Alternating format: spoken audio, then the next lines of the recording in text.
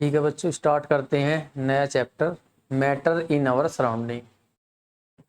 तो मैटर क्या है, हम देखते हैं चीज़ें जो भी हमारे आसपास हैं, जो भी कुछ हम महसूस कर सकते हैं, जो भी चीज़ें हम यूज़ करते हैं, जो भी कुछ हमारे आसपास है जो दिखता है, वो सब कुछ क्या है, मैटर है।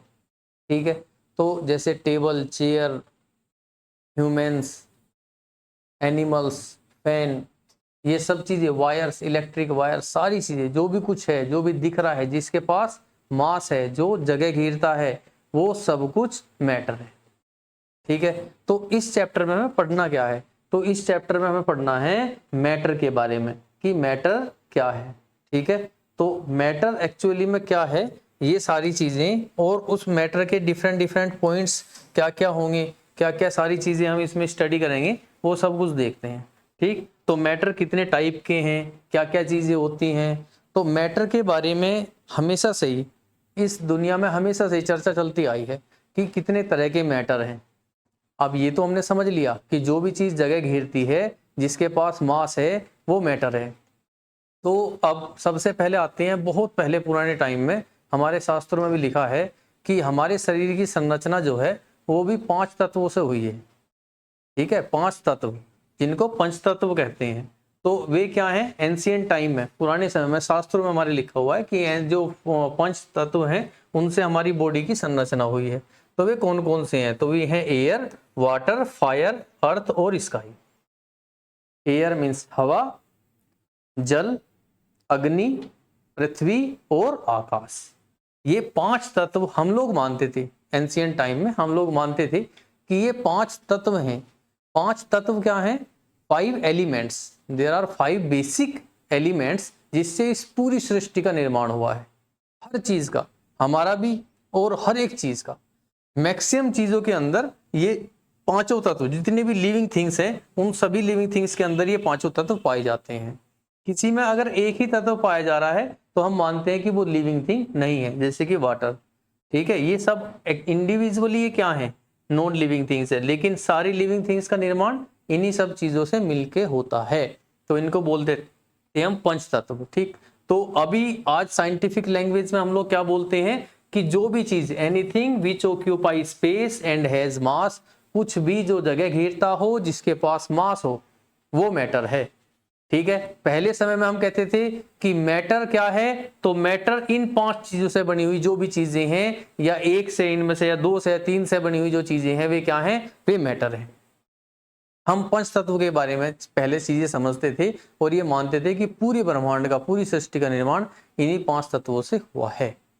ठीक है। लेकिन अब आज के मॉडर्न एरा की बात करें तो अभी हम ये मानते हैं कि जो भी चीज जगह घेरती है, जिसके पास मास है, वो सब मैटर है। तो अब बात करें कि मैटर कितने टाइप के हैं आज के हिसाब से, तो मैटर हुए 3 टाइप के, एयर, लिक्विड और गैस। यानी कि जो भी चीजें हम अपने आसपास देखते हैं, या तो वो एयर होगी, या वो लिक्विड फॉर्म में होगी, या वो जो है सॉलिड फॉर्म में होगी, या सॉलिड स्टेट में हो सकती है, लिक्विड में, या गैसियस स्टेट में हो सकती है, कोई भी चीज। अब ये अलग अलग स्टेट में क्यों पाई जाती हैं, जैसे अगर मैं बात करूं कि एक चेयर है, तो चेयर सॉलिड क्यों है, क्या ऐसी चीजें हैं, क्या इस तरह की चीजें उसके अंदर हैं, ऐसा क्या है, ऐसी क्या फिजिकल या केमिकल किस तरह की प्रॉपर्टी है कि वो सॉलिड है। तो कोई सॉलिड सॉलिड क्यों है, कोई लिक्विड लिक्विड क्यों है, और कोई गैस गैस क्यों है। तो वैसा होने के लिए ये चीजें इस तरह क्यों है ना, कोई चीज मतलब ऐसा क्यों नहीं है कि सब एक जैसी है, सब सॉलिड है, सब गैस है, सब लिक्विड है। तो ये अपने आप में जो भी है वे ऐसी क्यों है, उसके बारे में भी हम इस चैप्टर में स्टडी करेंगे। ठीक है। तो सारी चीजें बेसिकली देखते हैं, और हम इस पूरे चैप्टर का जो कॉन्सेप्ट है एक छोटे से पॉइंट से समझ सकते हैं।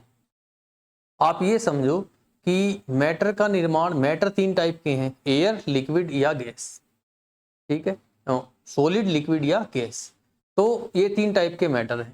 तो इन 3 टाइप के जो ये हमारे पास जो मैटर्स हैं, इनका निर्माण किससे होता है, तो इनका निर्माण होता है बहुत छोटे पार्टिकल से। इनका निर्माण होता है बहुत छोटे पार्टिकल। सपोज मेरे पास कोई पार्टिकल है, कोई सपोज कुछ भी है, कोई है ना, कोई भी एक वुडन कोर्क है, कोई लकड़ी है, मैं उसको डिवाइड कर रहा हूँ, काटता जा रहा हूँ, काटता जा रहा हूँ, काटता जा रहा हूँ, डिवाइड करते जा रहा हूँ, करते जा रहा हूँ। ठीक है, किसी भी तरीके से तो मैं एक लास्ट में एक ऐसे पॉइंट पर पहुंच जाऊंगा जिसको मैं फर्दर कट नहीं कर सकता, तो वह उस चीज का सबसे छोटा पार्टिकल है जिसको हम काट नहीं सकते। वह सबसे छोटा पार्टिकल वो होगा उसका सब्सटेंस या एटम या मॉलिक्यूल। अब इतना छोटा पार्टिकल आ जाएगा, उसको फर्दर नहीं काट सकते। उसी छोटे से पार्टिकल से उस पूरी चीज का निर्माण हुआ है, जिसको हम बोलते हैं एटम या मॉलिक्यूल, या एटम या मॉलिक्यूल ना कहकर मैं कह सकता हूं पार्टिकल। तो बहुत छोटे छोटे पार्टिकल्स होते हैं जिनसे मैटर्स का निर्माण होता है। तो बहुत छोटे छोटे महीन महीन पार्टिकल्स हैं, वे सारे पार्टिकल्स आपस में जुड़े और एक मैटर का निर्माण हुआ। या तो वो गैस होगा या सॉलिड या लिक्विड।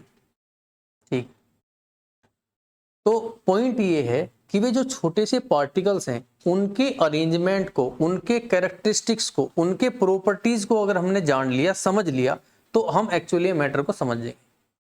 ठीक है, तो वे जो छोटे छोटे पार्टिकल्स हैं उनके दो स्पेशल प्रॉपर्टी होते हैं। एक होती है थर्मल एनर्जी और दूसरी होती है इंटरमोलिकुलर फोर्स ऑफ अट्रैक्शन। ये दोनों चीजें हमेशा काम करती हैं। तो सपोज समझने के लिए, जैसे कि हमारे पास पार्टिकल्स हैं, ये पार्टिकल्स हैं, ठीक है, वे छोटे छोटे पार्टिकल्स हैं जिनसे किसी भी मैटर का निर्माण होता है। ठीक है, ये वे छोटे छोटे पार्टिकल्स हैं, ये कोई निर्माण कर रहे हैं किसी भी मैटर का। तो कुछ पॉइंट्स होते हैं, फिक्स होते हैं, जैसे कि इन पार्टिकल्स के बीच में हमेशा गैप होगा, हमेशा गैप होगा, चाहे वो सॉलिड है, लिक्विड है या गैस है। ठीक है, इनके बीच में हमेशा क्या होगा, एक गैप होगा।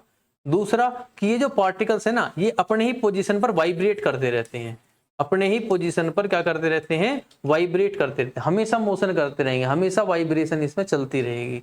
तो एक तो हमेशा वाइब्रेट करते रहेंगे, वाइब्रेट क्यों करेंगे, because of thermal energy. Thermal energy क्या है, जो कोई भी पार्टिकल है किसी भी मैटर का, किसी भी मैटर का अंदर का कोई भी पार्टिकल होगा तो उसके पास एक इंटरनल एनर्जी होगी, उसकी थर्मल एनर्जी कहते हैं। उसी थर्मल एनर्जी की वजह से इनके पास होती है काइनेटिक एनर्जी, और ये हमेशा अपनी पोजीशन पर वाइब्रेट करते रहते हैं। तो ये तो थर्मल एनर्जी है। अगर मैं टेम्परेचर बढ़ाऊं, इन्हें हीट दूं, तो इनकी जो थर्मल एनर्जी है वो बढ़ती है, वो बढ़ेगी तो इनके वाइब्रेशंस भी बढ़ेंगे, इनके मोशन भी बढ़ेंगे, काइनेटिक एनर्जी भी बढ़ेगी। ठीक है, नेक्स्ट दूसरी टाइप की जो एनर्जी इसके पास होती है वो होती है इंटरमोलिकुलर फोर्स ऑफ अट्रैक्शन। तो ये जो पार्टिकल्स हैं, ये आपस में एक दूसरे को अट्रैक्ट करते हैं, ये एक दूसरे को क्या करते हैं, अट्रैक्ट करते हैं। तो पार्टिकल्स एक दूसरे से दूर भाग रहे हैं because of thermal energy. Thermal energy जो है उनको दूर भगा रही है, उनको थर्मल एनर्जी उनको काइनेटिक एनर्जी दे रही है, जिसकी वजह से वाइब्रेशंस बढ़ेंगे, वाइब्रेशंस बढ़ेंगे, वे एक दूसरे से दूर जाएंगे। सेकंड है इंटरमोलिकुलर फोर्स ऑफ अट्रैक्शन, वो उनको नजदीक लेके आ रही है।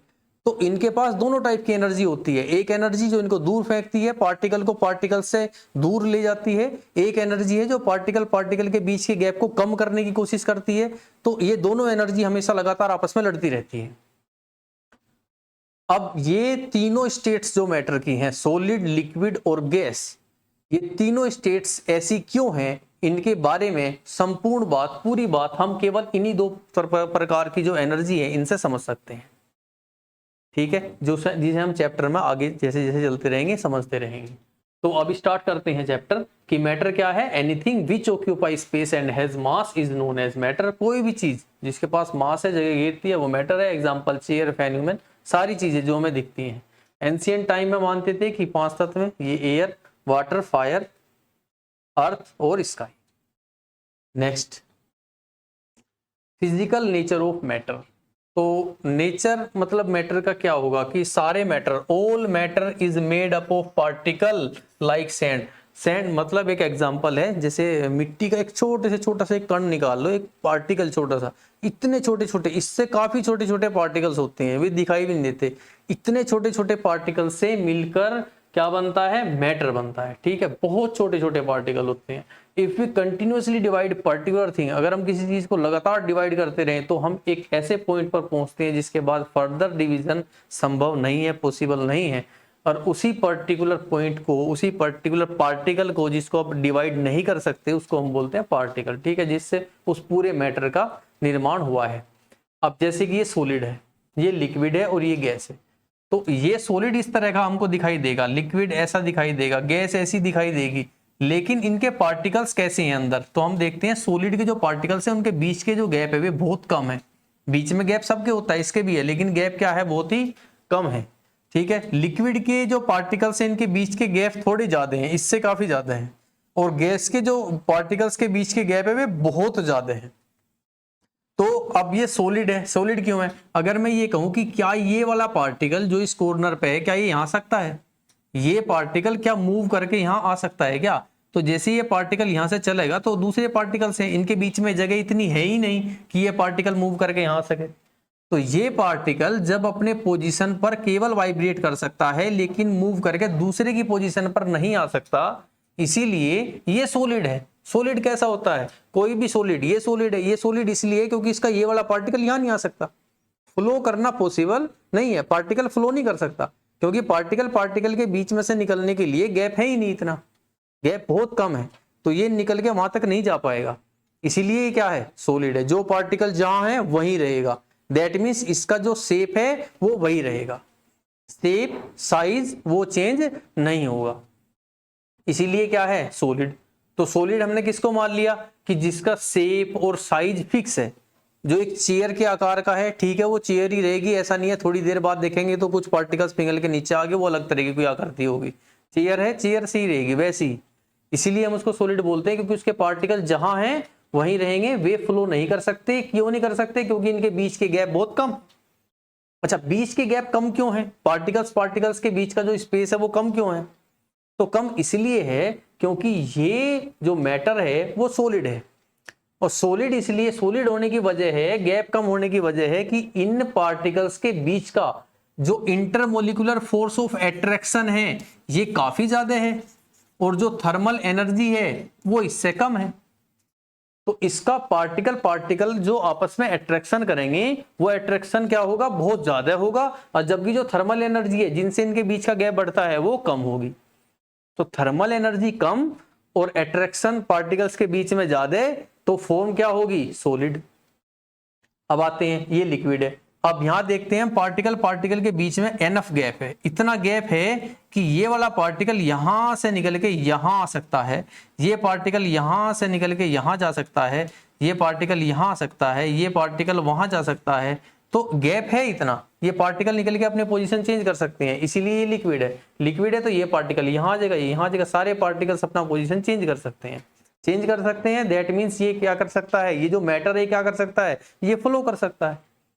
फ्लो मतलब क्या है, पार्टिकल अपना पोजीशन चेंज कर रही है, ये फ्लो कर लेगा। फिर जैसी शेप के अंदर हम लिक्विड डालेंगे वही शेप आकृति वैसी आकृति हो जाएगी, यानी कि लिक्विड का जो शेप है और जो साइज है वो फिक्स नहीं है, जैसे शेप में रखोगे वैसी आ जाएगी। शेप ऐसा क्यों है, फिक्स क्यों नहीं है? फिक्स इसलिए नहीं है क्योंकि पार्टिकल्स अपने पोजीशन चेंज कर सकते हैं। अच्छा, पार्टिकल्स अपने पोजीशन चेंज कर सकते हैं, दैट मीन्स इनके बीच में इंटरमोलिकुलर स्पेस सॉलिड से ज्यादा है। ऐसा क्यों है?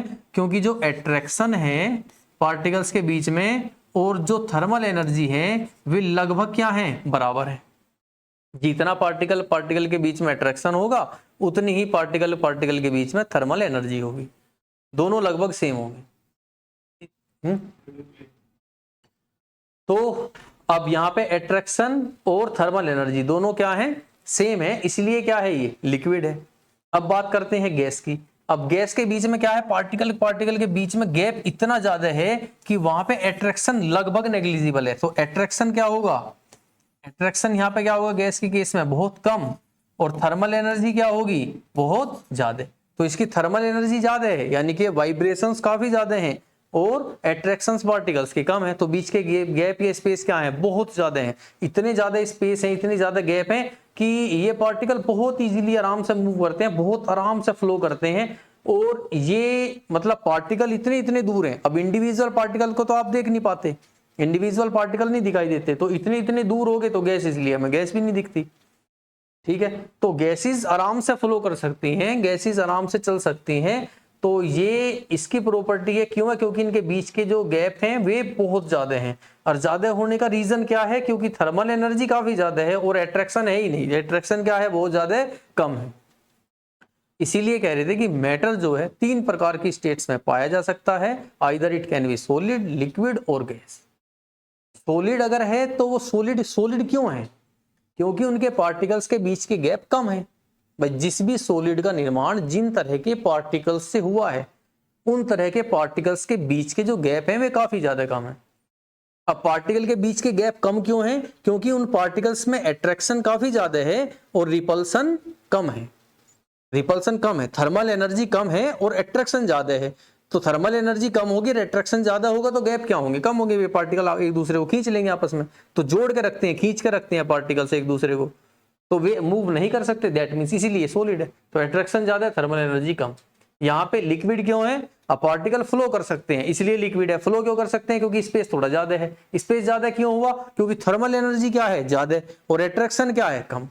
अट्रैक्शन थोड़ा कम होगा, थर्मल एनर्जी ज्यादा होगी, तो लगभग इससे थर्मल एनर्जी थोड़ी ज्यादा है, अट्रैक्शन थोड़ा कम, तो लगभग ये बराबर होंगे। तो अट्रैक्शन दोनों बराबर होगी तो गैप थोड़ी ज्यादा होगी। गैप ज्यादा है, दैट मीन्स ये फ्लो कर सकता है, इसीलिए लिक्विड है। अब यहाँ पे क्या है? अट्रैक्शन बहुत कम है, थर्मल एनर्जी बहुत ज्यादा है, इसलिए पार्टिकल्स के बीच के गैप बहुत ज्यादा है और इसीलिए क्या है? गैस है।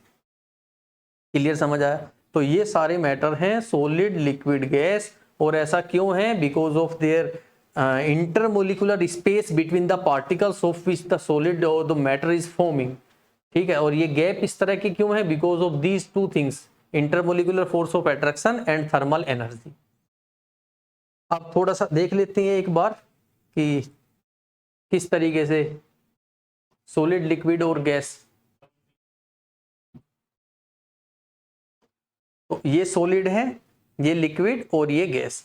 तो आप देख रहे होंगे कि इसके जो पार्टिकल्स हैं वे, जो इसके पार्टिकल्स हैं वे जहां हैं वहीं हैं, पार्टिकल मूव नहीं कर पा रहे। ठीक है, इसके जो पार्टिकल्स हैं वे मूव कर सकते हैं, ये पार्टिकल इधर उधर मूव कर लेगा। ये जो पार्टिकल, इनके बीच के गैप देखो बहुत ज्यादा है, तो ये इजीली मूव कर सकते हैं। ठीक है, तो इसीलिए ये सॉलिड, लिक्विड और ये गैस। क्लियर, समझ आया पॉइंट? तो यही रीजन है।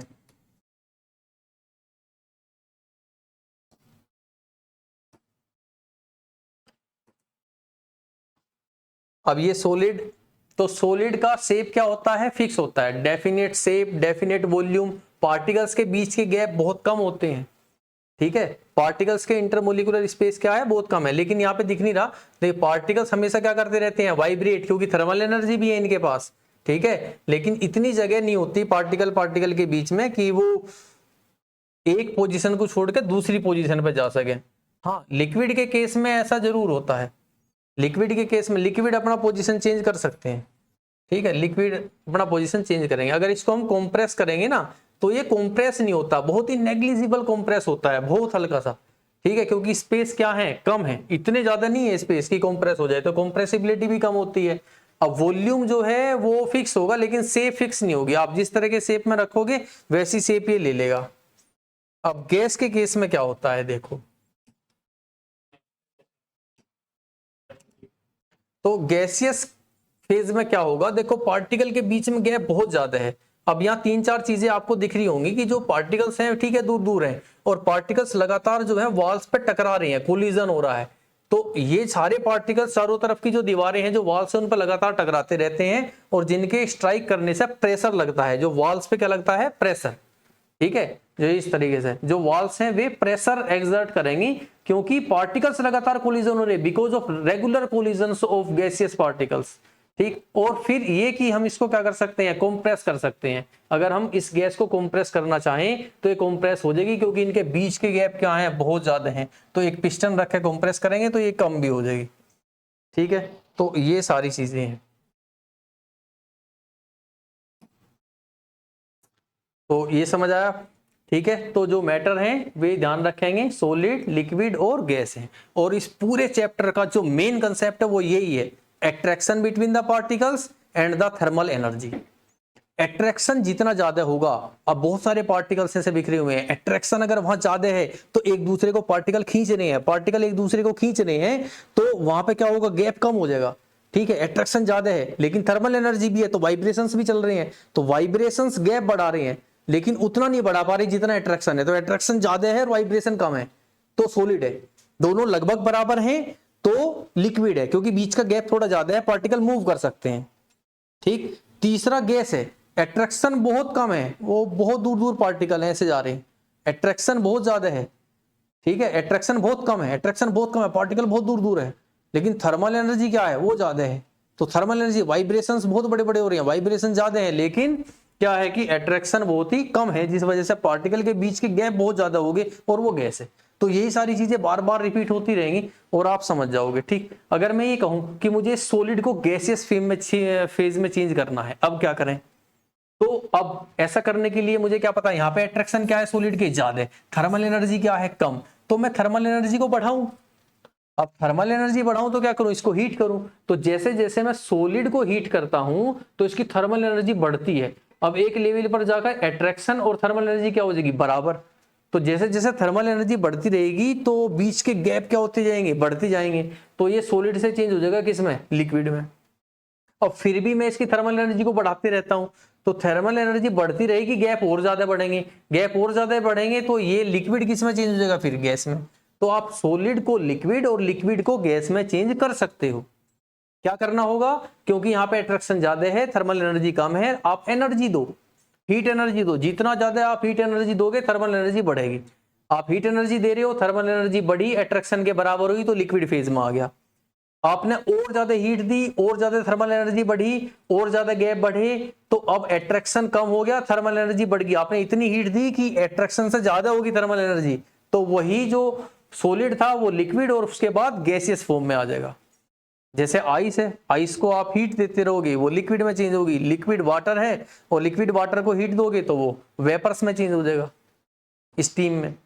तो डायरेक्ट ऐसे ही ये प्रोसेस चलता रहेगा। आप एनर्जी दो, थर्मल एनर्जी बढ़ाओ। सॉलिड में थर्मल एनर्जी कम है, लिक्विड में थर्मल एनर्जी अट्रैक्शन के बराबर है, यहाँ पे थर्मल एनर्जी ज्यादा है अट्रैक्शन से। तो आपको सॉलिड को गैस में चेंज करना है तो अट्रैक्शन से ज्यादा थर्मल एनर्जी करनी पड़ेगी। अट्रैक्शन से ज्यादा थर्मल एनर्जी जब होगी जब आप उसे एक्सटर्नल बाहर से हीट दोगे।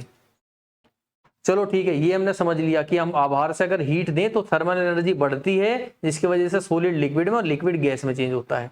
अगर मुझे गैस को लिक्विड में चेंज करना हो तो, और लिक्विड को सॉलिड में चेंज करना हो तब तब मैं क्या करूं, तो तब मैं इस थर्मल एनर्जी को कम करूं। अब यहाँ पे गैसेस स्टेज में है, ठीक है, तो गैसेस स्टेज में अट्रैक्शन कम है, थर्मल एनर्जी ज्यादा है। ठीक है, अब मुझे अट्रैक्शन बढ़ानी है थोड़ी और थर्मल एनर्जी कम करनी है। तो थर्मल एनर्जी कम तब होगी जब आप टेम्परेचर कम करोगे। तो हमने कंटेनर में गैस फिल करी और उसका टेम्परेचर कम किया, टेम्परेचर कम करते गए करते गए करते गए, और उसके बाद उसको प्रेशर से दबाया, है ना, पिस्टन लगा के प्रेशर से दबाया। जैसे प्रेशर से दबाओगे मॉलिक्यूल्स जो हैं, जो तुम्हारे पार्टिकल्स हैं, उनके बीच के स्पेसेस कम हो जाएंगे। बीच के स्पेस कम होंगे तो जो गैस, अब जो स्पेस है वो लिक्विड के बराबर हो जाएंगे। जैसे ही गैसियस पार्टिकल्स के स्पेसिस लिक्विड के बराबर होंगे तो ये गैस लिक्विड में चेंज हो जाएगी। आप उसके बाद फर्दर टेम्परेचर कम करते जाओ, टेम्परेचर और ज्यादा कम करोगे, पिस्टन से दबा के प्रेशर और ज्यादा दोगे, तो ज्यादा प्रेशर देने से, ज्यादा टेम्परेचर कम करने से क्या होगा कि इनके बीच के गैप और कम हो जाएंगे, इतने कम होंगे जितने की सॉलिड की रेंज में आ रहे हैं। तो यही जो गैस है वो लिक्विड में और फिर सॉलिड में चेंज हो जाएगी। तो आप, नॉर्मल बात है कि थर्मल एनर्जी को हम घटाते जाएंगे, अट्रैक्शन को बढ़ाते जाएंगे, तो इस तरह का प्रोसीजर फॉलो होगा, गैस से लिक्विड, लिक्विड से सॉलिड। आप थर्मल एनर्जी को बढ़ाते जाओगे, अट्रैक्शन को कम करते जाओगे, तो ये सॉलिड से लिक्विड, लिक्विड से गैस। तो ये सारे के सारे तीनों सॉलिड, लिक्विड, गैस आपस में इंटर कन्वर्टिबल हैं। ये बात समझ आई? तो फिर वही है कि फिजिकल नेचर वही है कि तीन प्रकार से पाया जाता है, सॉलिड, लिक्विड और गैसियस फॉर्म में। कैरेक्टरिस्टिक्स ऑफ मैटर, ये सारी चीजें अब हमने पढ़ ली। वही 2 पॉइंट है, 2-3 पॉइंट है, वही ध्यान में रखना और पूरा चैप्टर आपको समझ आ जाएगा। ठीक है, खेल है, कुछ नहीं है। कैरेक्टरिस्टिक्स ऑफ मैटर, क्या क्या मैटर के क्या क्या कैरेक्टरिस्टिक्स है, क्या क्या गुण होते हैं इसमें। तो मैटर्स तो पार्टिकल्स के बने होते हैं, और particles of matter have space between them. Particles के जो मैटर के पार्टिकल्स हैं, इनके बीच में क्या होते हैं, स्पेस होते हैं। ठीक है, इनके बीच में स्पेस होते हैं, ये पहला पॉइंट है। When we make tea, coffee और नींबू पानी, particles of one type of matter get into the space between the particle of other, this so that there is enough space between the particle of matter. अच्छा, इस बात को हम साबित कैसे करें कि पार्टिकल्स के बीच में स्पेस होता है। ठीक है, अब ये कैसे साबित करेंगे, हमारे पास क्या है, वाटर है। हमने वाटर में एक नींबू निचोड़ लिया। अब जो नींबू है उसके भी पास पार्टिकल है, वो भी लिक्विड है, और जो वाटर हमारा है वो भी लिक्विड है। तो अब वे जो पार्टिकल्स हैं नींबू तो खट्टा होता है, वे जो पार्टिकल्स हैं वे वाटर के पार्टिकल्स के बीच में जो स्पेस है थोड़े थोड़े, उनके स्पेस के बीच में घुस जाएंगे वे, और पूरे के अंदर यूनिफॉर्मली बराबर बराबर फैल जाएंगे। तो जब आप उस लिक्विड को ड्रिंक करोगे तो आपको पता चलेगा कि जो पानी था वो पूरे में बराबर बराबर फैल गया है, बराबर बराबर खट्टा है पूरा। जैसे कि इसने यहाँ पे ये पार्टिकल्स डाले, तो ये पार्टिकल डालने के बाद इसने इसको स्टीयर किया, तो आप देख रहे हो कि इनके बीच में जितने गैप थे इस लिक्विड के बीच में, वो सारे गैप के अंदर ये येलो कलर के पार्टिकल्स आ गए। वाटर और येलो कलर के पार्टिकल क्या है? शुगर। तो शुगर के पार्टिकल्स इसके अंदर यूनिफॉर्मली ऐड हो गए। क्यों हो गए? क्योंकि इनके बीच में क्या था? स्पेस था। लेकिन आप सॉलिड में अगर देखोगे, सॉलिड के अंदर जो है दूसरा सॉलिड डिसोल्व नहीं होता। क्यों नहीं होता? आप सॉलिड है, ठीक है, उसके पार्टिकल है वे जहां है वहीं रहेंगे, उनके बीच में गैप है ही नहीं। तो कोई दूसरा पार्टिकल बाहर से आके उसके बीच के गैप को कैसे जो है ऑक्यूपाई करेगा? जबकि इनके सॉलिड्स के जो पार्टिकल्स हैं उनके बीच के गैप बहुत कम है, बहुत कम है, इसलिए कोई दूसरा पार्टिकल उनके बीच में स्थान नहीं ले पाता, जबकि लिक्विड के अंदर ले पाता है। इसलिए लिक्विड में चीजें आसानी से डिसोल्व हो जाती हैं, और जबकि सॉलिड्स के अंदर डिसोल्व नहीं होती।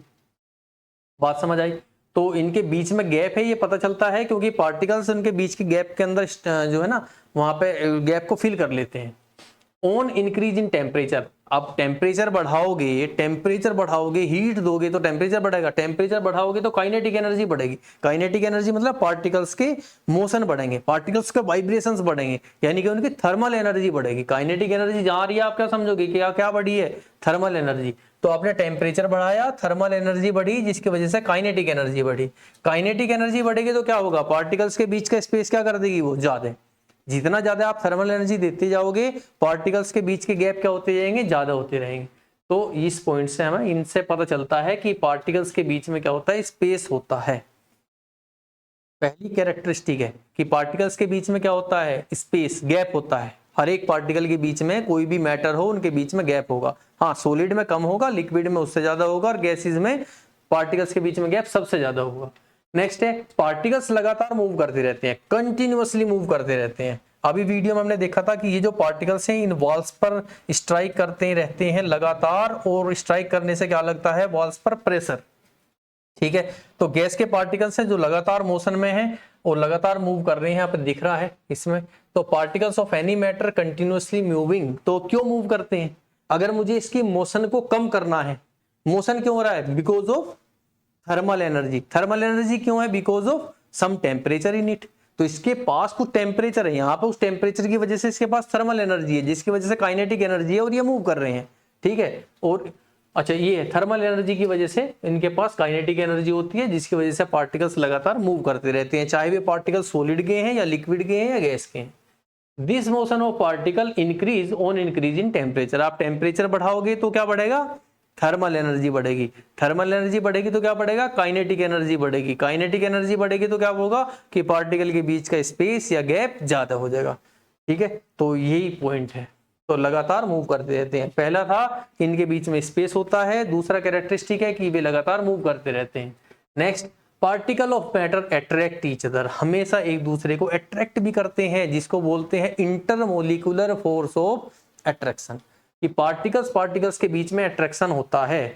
ये सॉलिड्स के पार्टिकल्स हैं, इनके बीच में अट्रैक्शन ज्यादा होता है, यहाँ पे अट्रैक्शन कम होता है लिक्विड में, गैसेस में अट्रैक्शन बहुत ज्यादा होता है। तो particle of any matter always attract each other due to, क्यों करते हैं attract? Due to intermolecular force of attraction between them. This force of attraction increase on decrease in temperature. आप टेम्परेचर कम करोगे, थर्मल एनर्जी कम होगी। Temperature कम करने से किस पर असर आता है? थर्मल एनर्जी पर।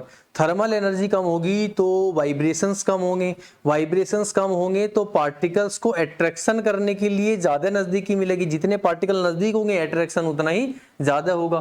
तो सिंपल सी बात है, आप टेम्परेचर कम करोगे तो अट्रैक्शन जो है वे बढ़ेंगे, तो फोर्स ऑफ अट्रैक्शन बढ़ेंगे और गैप क्या होंगे? कम होंगे। नेक्स्ट इज कुछ इंडेक्स क्वेश्चन है इसी जो हमने अभी तक पढ़ा है उसके बारे में। Which of the following are matter, इनमें से क्या क्या मैटर हैं? तो बताओ। चेयर मैटर है, एयर ये भी मैटर है, स्पेस है ना, स्पेस लेती है, मास भी होता है इसके पास। जैसे बैलून के अंदर हम हवा भरते हैं तो वहां पे स्पेस लेती है ना एयर, हवा। तो चेयर तो है ही है, एयर भी है। अब ये मैटर नहीं है, ये क्या है? फीलिंग है। तो फीलिंग्स मैटर नहीं होती, ये जगह थोड़ी घेरती हैं। ठीक, ये मैटर नहीं है। स्मेल, क्या स्मेल मैटर है? ये मैटर करेगा, देखो बहुत ज्यादा। किसी भी चीज में से हमें स्मेल आती है, क्यों आती है? अब देखो, स्मेल इसलिए आती है क्योंकि वो जो भी चीजें जिससे स्मेल आ रही है उसके अंदर है कुछ वोलेटाइल पार्टिकल। वोलेटाइल पार्टिकल क्या होते हैं? जो बहुत कम टेम्परेचर पे जो है उड़ जाते हैं हवा में। तो कुछ पार्टिकल्स हैं जो एयर के अंदर उड़ते उड़ते आ रहे हैं और हमारी नोस्ट्रिल्स के अंदर गई और मुझे उस चीज की स्मेल आई। तो स्मेल आई, that means due to some particles that coming from some material, some matter.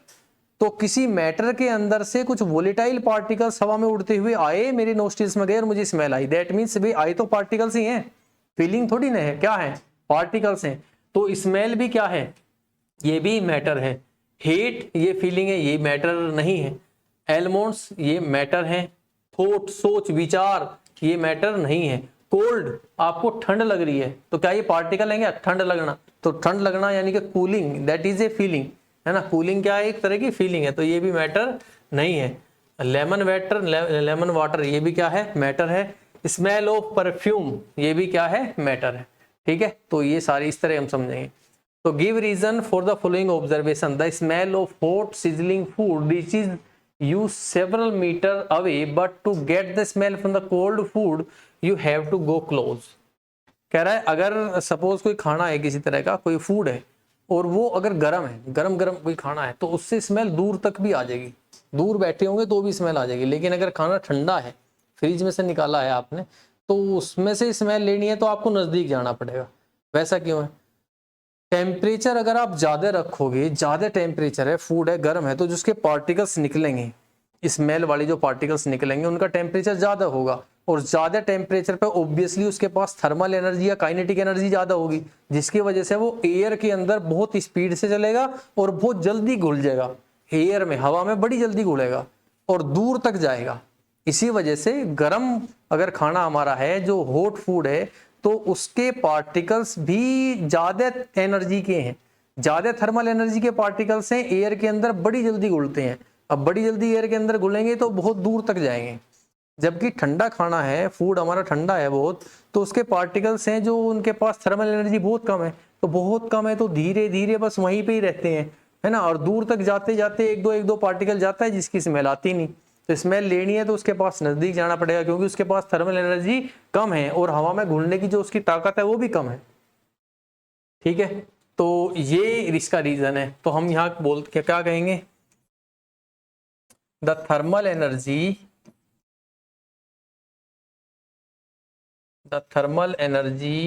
of smell particles is high due to high temperature।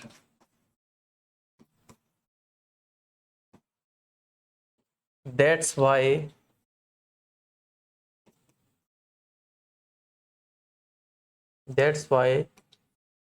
the smell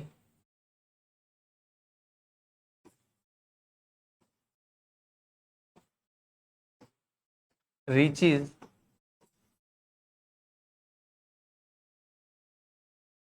few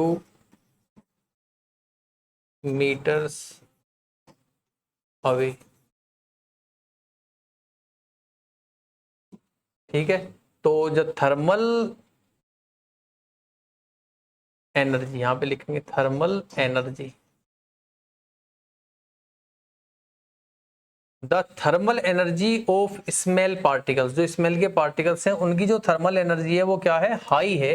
क्यों है? क्योंकि टेम्परेचर हाई है और इसी वजह से जो स्मेल है वो पहुंचती है कुछ मीटर दूर तक भी। ठीक है, तो कुछ मीटर दूर तक भी वो पहुंचती है हॉट सीजलिंग फूड की। तो इसी वजह से पहुंच पाती है क्योंकि उसकी थर्मल एनर्जी हाई है, क्योंकि टेम्परेचर हाई है।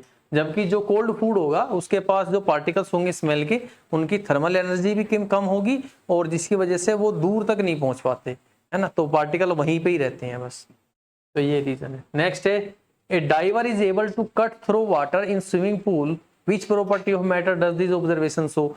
एक जो डाइवर है अब वाटर के अंदर सबको पता है, वाटर के अंदर अगर हम अपना हाथ ऐसे करते हैं डाइव करने के लिए तो वो आराम से मूव करता है, ठीक है। वाटर के अंदर से हम अपने हाथ को क्रॉस कर सकते हैं, वाटर के बीच में से हाथ को निकाल सकते हैं। वैसा क्यों, ऐसा क्यों हो पाता है? क्योंकि वाटर के जो मॉलिक्यूल्स हैं उनके बीच के गैप ज्यादा हैं। अब बीच के गैप ज्यादा हैं जिस वजह से हमारा जो हाथ है वो आराम से निकल जाता है बीच में से। पार्टिकल्स मूव करते हैं, हट जाते हैं, इधर इधर हट जाते हैं क्योंकि हट सकते हैं। Particles can move, particles have ability to move क्योंकि उनके बीच के स्पेस ज्यादा हैं। जबकि सॉलिड्स के पार्टिकल्स के बीच के स्पेस क्या होते हैं? बहुत कम।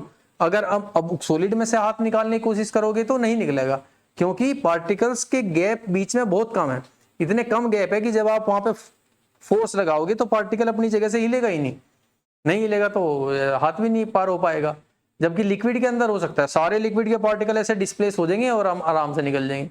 और गैसेज में तो और आराम से हो सकता है, हवा में तो चलते हैं, दौड़ते भी हैं क्योंकि उनके पार्टिकल्स के बीच के स्पेसेस क्या है और भी बहुत ज्यादा है, ठीक है। तो इसलिए स्विम करना इजी, हम आराम से स्विम कर सकते हैं। Able to cut through water in swimming pool, तो कौन सी प्रॉपर्टी है?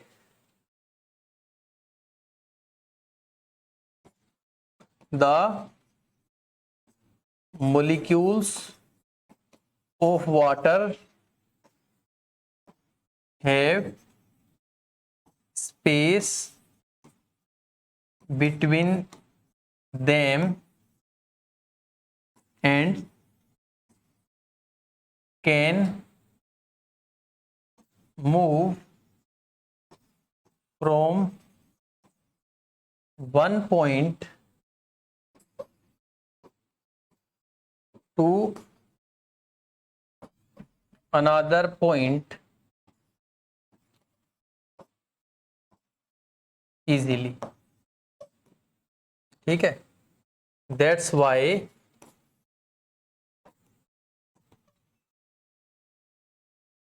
we are able to cut through water, इसलिए हम वाटर में से अपना हाथ कट कर सकते हैं, इस तरह वाटर को काट सकते हैं, निकाल सकते हैं। Next is what are the characteristics of the particles of matter. Particles, जो मैटर के जो पार्टिकल्स हैं उनके क्या क्या कैरेक्टरिस्टिक्स हैं? तो पहला तो यही है, they have, particles have space between them, space between them. Particles के पास क्या होता है? पार्टिकल के बीच में क्या होता है? स्पेस होता है। पहला तो ये है। दूसरा है लगातार मूव करते हैं,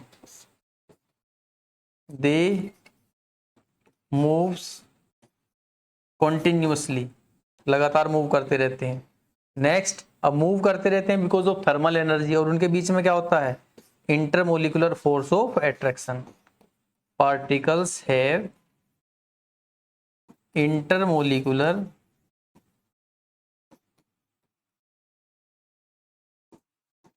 फोर्स ऑफ एट्रैक्शन। पार्टिकल्स के पास क्या होती है? सभी पार्टिकल्स के पास क्या होती है? इंटरमोलिकुलर फोर्स ऑफ एट्रैक्शन होती है। Next is state of matter. तो आप देखते हैं जो हमारे मैटर हैं, जो उसके 3 स्टेट हैं, सॉलिड, लिक्विड या गैस, जिसको हम पहले ही पढ़ चुके हैं।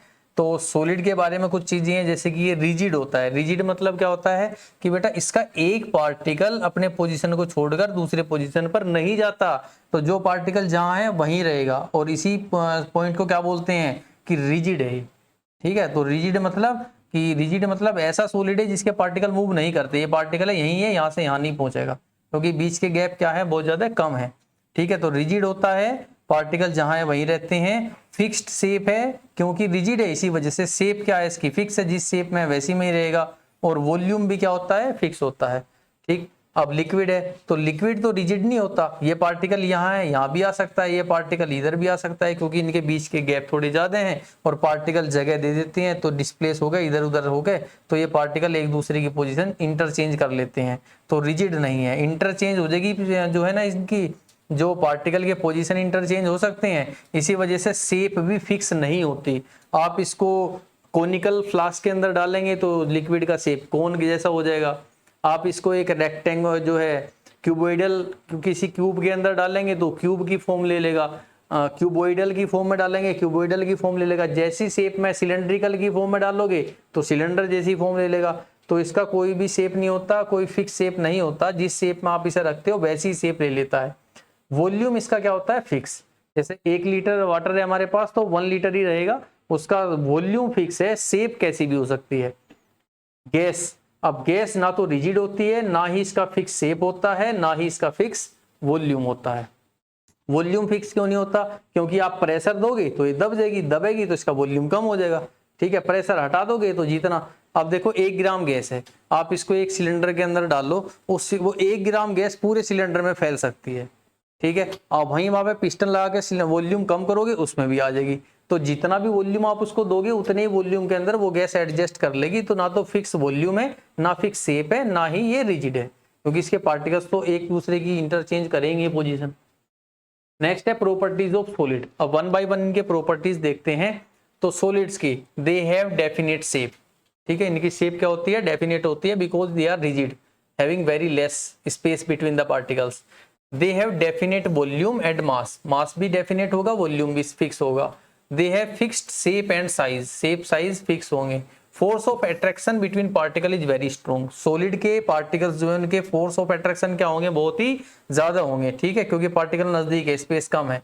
Constituent particles are closely packed, packing क्या होगी, बहुत ज्यादा क्लोज होगी, है ना, वही है बात, ये स्पेस कम होगा।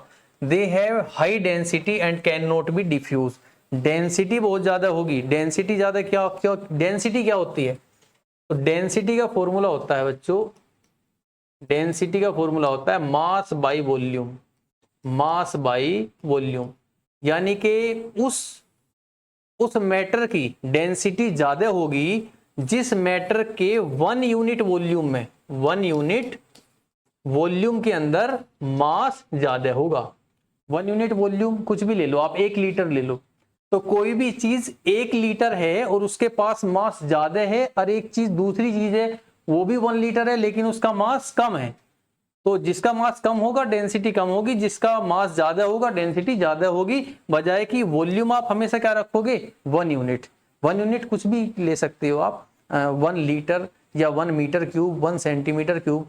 अगर वॉल्यूम को आप फिक्स कर दो, कई सारी चीजें हैं, सबके लिए वॉल्यूम फिक्स कर दो, 1-1 लीटर कर दो सबके लिए, सबसे इजी यही है कि सबको 1 लीटर लो, हर एक चीज आप 1 लीटर लो। अब उस 1 लीटर के अंदर मास देखो, तो 1 लीटर के अंदर जिस भी चीज का मास सबसे ज्यादा आ रहा होगा, अगर वो चीज मैंने 1 लीटर ली उसका मास सबसे ज्यादा आ रहा है तो उसकी डेंसिटी सबसे ज्यादा है। जिसका 1 लीटर वॉल्यूम लेने के बाद मास सबसे कम होगा उसका डेंसिटी सबसे कम है, ठीक है। तो डेंसिटी होती है मास बाई वॉल्यूम, ठीक। तो सॉलिड की डेंसिटी क्या होगी, हाई होगी, सॉलिड की ज्यादा होती है, लिक्विड की उनसे कम होती है, और गैस की सबसे कम होती है, और ये डिफ्यूज नहीं हो सकती, ठीक है। ये सॉलिड के प्रॉपर्टी थे। लिक्विड के प्रॉपर्टी क्या है, they don't have definite shape, आप जिस शेप के अंदर लिक्विड को रखोगे वही शेप ले लेगा। दे have definite volume and mass, volume definite है, अब 1 लीटर वाटर है तो 1 लीटर ही रहेगा, चाहे आप शेप कोई भी रख लो, ठीक है, मास भी फिक्स रहेगा। दे don't have fixed shape and size, shape और साइज इनका फिक्स नहीं होता, शेप साइज चेंज करता रहता है, ठीक है। आप जिस शेप में रखोगे, जिस साइज का रखोगे वैसा ही हो जाएगा। Force of attraction between particle is less, attraction की फोर्स कम होती है as compare to solid, solid में अट्रैक्शन ज्यादा होगा पार्टिकल्स में। Constituent particles are loosely packed in comparison of solids, है ना, सॉलिड्स के पार्टिकल टाइटली पैक होते हैं जबकि ये लूजली पैक होते हैं, और ये मूव कर सकते हैं एक पॉइंट से दूसरे पॉइंट की तरफ।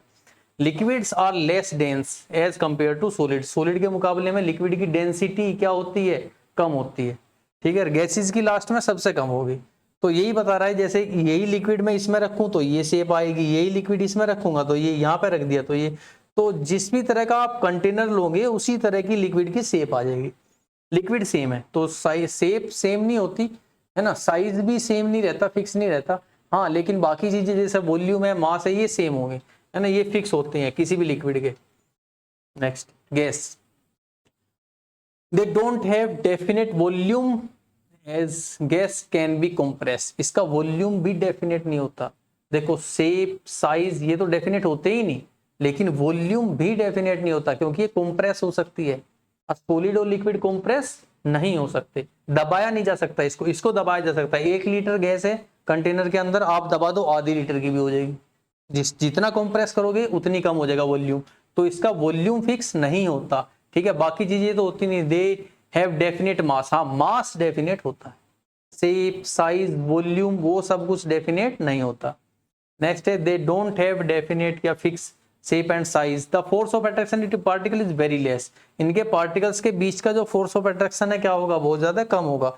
देखो जैसे यहाँ पे इतना वॉल्यूम था, हमने यहाँ पे प्रेशर लगाया, पिस्टन लगाई, ये पिस्टन है, उससे प्रेशर दिया तो ये ऐसा हो गया। अब इतना वॉल्यूम है, पार्टिकल थोड़ा नजदीक आगे दिख रहे होंगे, लेकिन वॉल्यूम क्या हो गया, कम, लेकिन मास तो उतना ही है। यहाँ पे जितने पार्टिकल थे यहाँ भी पार्टिकल्स तो उतने ही होंगे। अब particles, number of particle same है तो मास तो सेम ही होगा, बस मास सेम है, शेप साइज ये सब कुछ फिक्स नहीं है और वॉल्यूम भी डेफिनेट नहीं होता। हाँ लूजली पैक होते हैं, पार्टिकल मूव कर सकते हैं लिक्विड की तरह ही, और डेंसिटी भी इनकी सबसे कम होती है, वेरी लो डेंसिटी, ठीक है, very low density, very loosely pack, बहुत ज्यादा लूज पैक होते हैं, ठीक। फोर्स ऑफ अट्रैक्शन बहुत कम होती है, लगभग नेग्लिजिबल, और थर्मल एनर्जी ज्यादा होती है।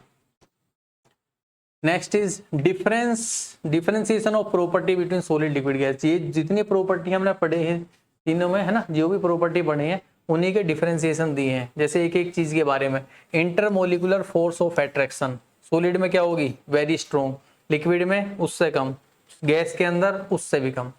Constituent particles are closely packed, ये क्लोजली या टाइटली पैक होते हैं, ये वीकली पैक होते हैं, और ये बहुत लूज पैक होते हैं। थर्मल एनर्जी इज लेस, इसमें थर्मल एनर्जी कम होती है, इसमें कंपेरेबल होती है अट्रैक्शन के, या हम कहेंगे इससे थोड़ी ज्यादा होती है, और उसमें थर्मल एनर्जी बहुत ज्यादा होती है। They have definite shape size and volume, इनका शेप साइज वॉल्यूम सब डेफिनेट होता है। इनके पास they don't have definite shape and size, लेकिन डेफिनेट वॉल्यूम होगा, उसके पास ना तो डेफिनेट वॉल्यूम होगा, ना शेप होगा, ना साइज होगी। इनकी डेंसिटी हाई होगी, इसकी लो होगी, और उसकी बहुत ज्यादा लो होगी, ठीक है, ये differentiate. Next is index questions, the mass per unit volume of a substance is called density. अभी बताया था डेंसिटी क्या होती है, मास अपॉन वॉल्यूम। तो आप 1 unit volume low, 1 unit volume low, तो जिसका मास ज्यादा होगा उसका डेंसिटी ज्यादा, जिसका मास कम उसका डेंसिटी कम। 1 यूनिट वॉल्यूम में आप एज ए एग्जांपल ले सकते हो 1 लीटर, है ना, इजीनेस के लिए, ठीक है, सिंपल हो जाएगा। आप क्या लो, वॉल्यूम को 1 लीटर, तो 1 लीटर वॉल्यूम के अंदर जिसका मास ज्यादा है उसका डेंसिटी ज्यादा है, जिसका मास कम उसका density come. Arrange the following in order of increasing density, अब सबसे in order of increasing density, increasing density के हिसाब से लगानी है, ठीक है। सबसे कम डेंसिटी बताओ किसकी होगी, सबसे कम, एयर। आप 1 लीटर एयर लो, 1 लीटर, जैसे दूध या नहीं ना आपका दूध 1 लीटर से, तो वही 1 लीटर है आपके पास, उस 1 लीटर के अंदर जब वो खाली है उसमें हवा ही भरी होगी, तो अब उसका मास आप देखोगे तो इनमें से जो भी दिए गए हैं, जो भी चीजें दी गई हैं, उनमें सबसे कम मास किसका होगा, एयर का ही होगा। तो सबसे पहले सबसे कम डेंसिटी किसकी होगी, एयर की होगी। अब इससे ज्यादा डेंसिटी किसकी होगी, एग्जॉस्ट फ्रॉम चिमनी। अब एयर है और एक चिमनी, जो भट्टे वगैरह पे देखा होगा आपने कि धुआं निकलता रहता है चिमनी में से, तो उस धुएं के अंदर थोड़े ज्यादा भारी पार्टिकल्स हैं, है तो वो भी एयर ही है ना, गैस है वो भी, लेकिन उसके पार्टिकल थोड़े भारी हैं, ठीक। तो जो एग्जॉस्ट निकलता है चिमनी में से उसका मास जो है 1 लीटर के अंदर एयर से थोड़ा ज्यादा होगा, दैट मीन्स इसकी डेंसिटी थोड़ी ज्यादा है, एग्जॉस्ट फ्रॉम चिमनी, ठीक है। अब इसकी डेंसिटी है, अब इससे ज्यादा डेंसिटी किसकी होगी, अब बचे हनी, वाटर, चौक, कॉटन और आयरन। अब इन सब में आप 1 लीटर के अंदर क्या भरोगे कि उसका मास सबसे कम हो, हनी, वाटर, चौक, कॉटन और आयरन। तो मुझे तो यही लग रहा है कॉटन, रुई भर दो। अब 1 लीटर आपके पास है, वो उसके अंदर आपने रुई भरी है, 1 लीटर रुई, तो उसका मास क्या होगा इन सब में, सबसे कम होगा। तो तीसरे नंबर पे क्या आया, कॉटन। अब इसके बाद क्या भरोगे, अब बचा हनी, वाटर, चौक और आयरन। तो इन सब में सबसे कम डेंसिटी किसकी है, तो वाटर की होगी, ठीक है। तो वाटर, इसके बाद इससे कम, इससे ज्यादा होगी वाटर की, वाटर। अब वाटर से ज्यादा किसकी होगी, हनी की, ठीक है। हनी से ज्यादा किसकी होगी, चौक, जो बोर्ड पे जिसका यूज करते हैं लिखने के लिए। और सबसे ज्यादा डेंसिटी 1 लीटर है आपके पास आयरन, लोहा, पिंगला हुआ लोहा है, वो 1 लीटर का है, 1 लीटर के अंदर आपने भर रखा है, तो उसका मास सबसे ज्यादा होगा, यानी कि इसकी डेंसिटी सबसे ज्यादा होगी। तो सबसे ज्यादा डेंसिटी होगी किसकी? आयरन की। तो इस तरीके से आप इनको लगा सकते हो। नेक्स्ट है tablet the difference in the characteristics of state of matter. ठीक, तो कह रहा है डिफरेंस बताओ in the characteristics of state of matter. क्या क्या डिफरेंस है कैरेक्टरिस्टिक्स में? तो कैरेक्टरिस्टिक्स क्या क्या है? स्पेस बिटवीन द पार्टिकल्स, ठीक है, जैसे मैं कहूं कि स्पेस बिटवीन द पार्टिकल्स, तो यहाँ स्पेस बिटवीन द पार्टिकल्स, ठीक है। नेक्स्ट कैरेक्टरिस्टिक क्या था कि सारे मूव करते रहते हैं, कंटिन्यूअसली मूविंग, यानी कि हम कह सकते हैं कि काइनेटिक एनर्जी। और नेक्स्ट क्या था? Intermolecular force of attraction. तो अब इनको टेबुलेट करना है, किसके लिए? एयर, लिक्विड और सॉलिड। तो बताओ स्पेस सबसे ज्यादा किस में होगा? एयर में होगा। इससे कम किस में होगा? लिक्विड में होगा। इससे सबसे कम किस में होगा? सॉलिड में होगा। काइनेटिक एनर्जी सबसे ज्यादा किसकी होगी? एयर की होगी। लिक्विड की इससे कम होगी और सॉलिड की सबसे कम होगी। एट्रैक्शन एयर का क्या होगा? सबसे कम होगा और लिक्विड का उससे भी कम एट्रैक्शन होगा, नहीं लिक्विड का इससे ज्यादा होगा, लिक्विड का एट्रैक्शन इससे ज्यादा होगा और सॉलिड का एट्रैक्शन सबसे ज्यादा होगा। सॉलिड के पार्टिकल्स से उनके बीच में एट्रैक्शन सबसे ज्यादा होगा। तो इस प्रकार हम टेबुलेट कर सकते हैं। Comment upon following: rigidity, compressibility, fluidity, filling a gas container, shape, kinetic energy and density. इनके बारे में कमेंट करो, किसके हिसाब से? स्टेट ऑफ मैटर के, सॉलिड, लिक्विड और गैस। तो रिजिडिटी है ना, आप लोग नोट कर लेना, बता रहा हूं मैं। तो रिजिडिटी जो है सॉलिड, लिक्विड या गैस में से सबसे ज्यादा किसकी होती है? सॉलिड की, फिर लिक्विड और गैस है ना। रिजिडिटी किस में होती है? सॉलिड्स में होती है। कंप्रेसिबिलिटी किस में होती है? गैस में होती है। तो रिजिडिटी होगी किसमें? सॉलिड में। सॉलिड रिजिड होते हैं ना, गैस रिजिड होती है ना ही liquid.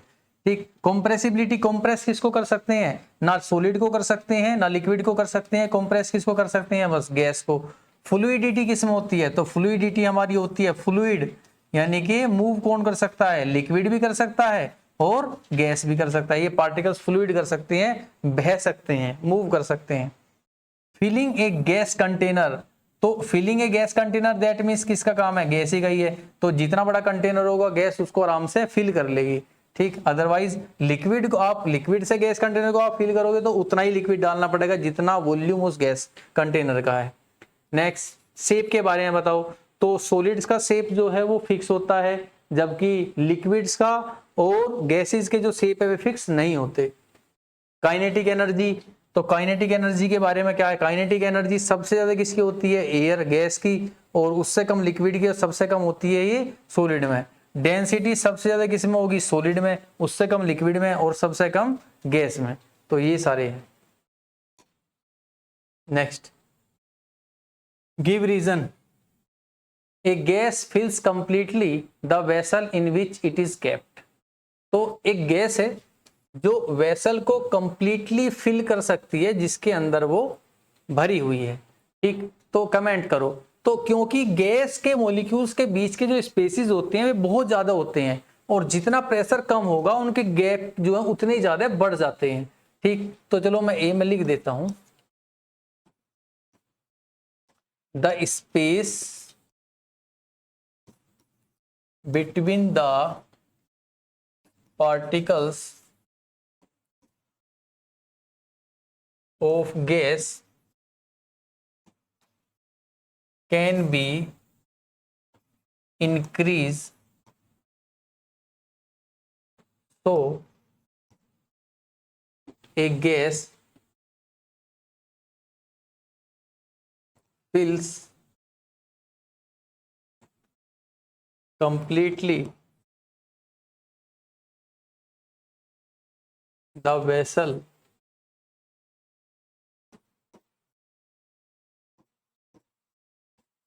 in which it is kept।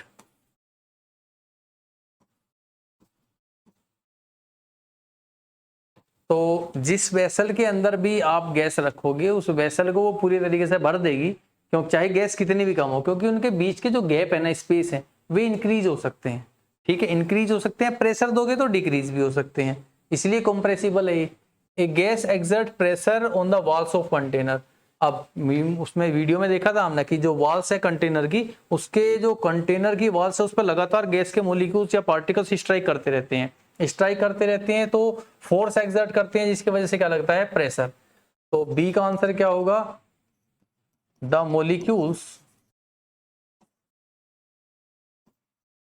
Of gas continuously strike the walls of container. That's why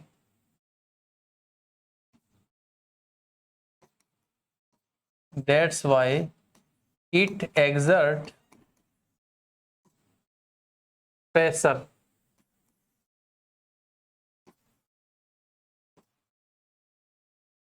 on the walls.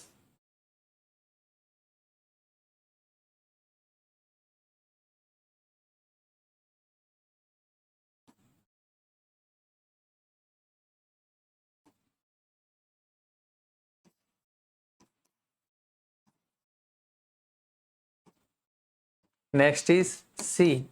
A wooden table should be called a solid. एक wooden table को आप solid क्यों कहोगे, क्योंकि उसके पास फिक्स शेप है, उसका size fix है, क्योंकि उसके पार्टिकल्स जो है वे मूव नहीं करते। ठीक है, पार्टिकल्स कैसे हैं, वो रिजिड है। ठीक है, सो हम ये कह सकते हैं the particles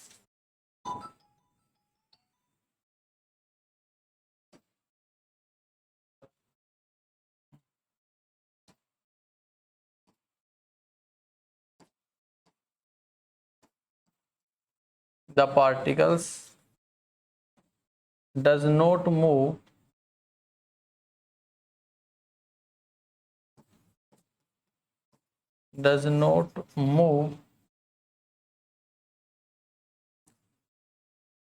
and the shape, या particles does not move, इसकी जगह हम कह सकते हैं the particles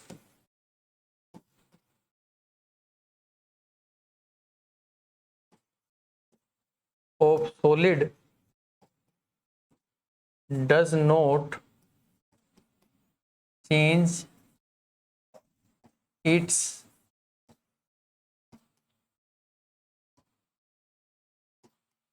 position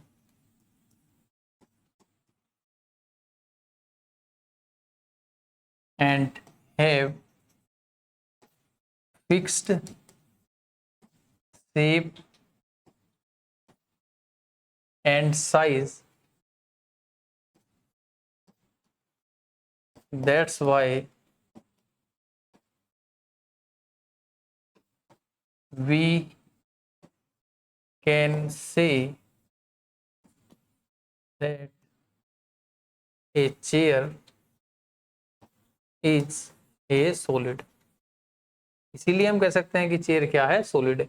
we can easily move our hand in air, but to do the same through a solid block of wood we need a karate expert. अब कोई karate expert है, वही किसी वुडन कोई ब्लॉक के अंदर से हाथ निकाल सकता है, उसको तोड़ सकता है, ऐसे तोड़ के हाथ निकाल लेगा, क्योंकि फोर्स बहुत ज्यादा चाहिएगी उसको ऐसे निकालने के लिए वैसे।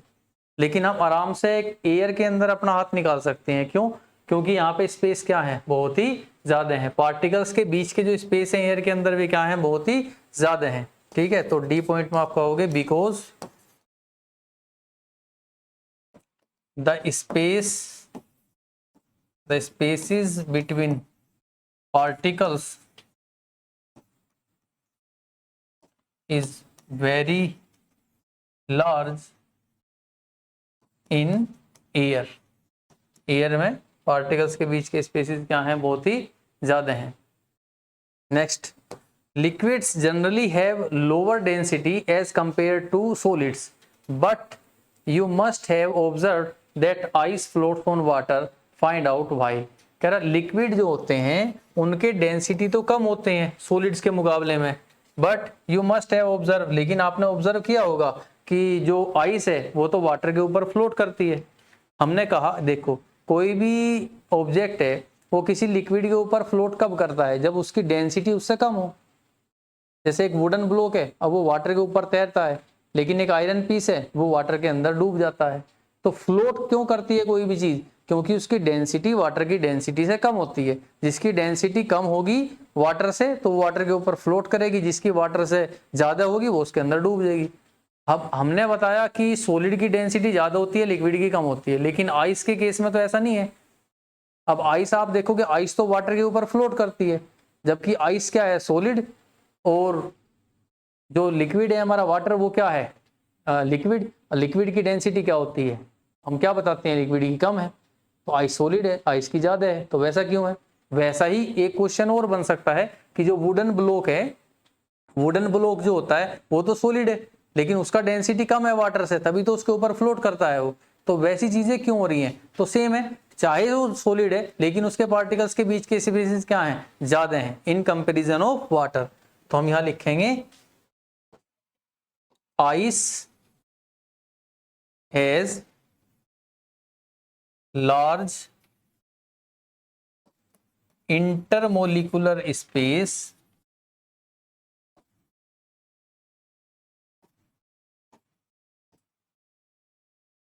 Then water, hence it can float over it, इसलिए इसके ऊपर तैर सकती है। Ice is solid, ice is solid, फिर आइस सॉलिड क्यों है ये लिखेंगे ना, ice is solid as it has high boundary force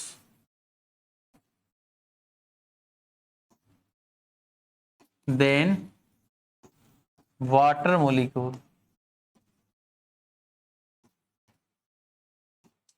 clear, ये answer. Next is change of state of matter.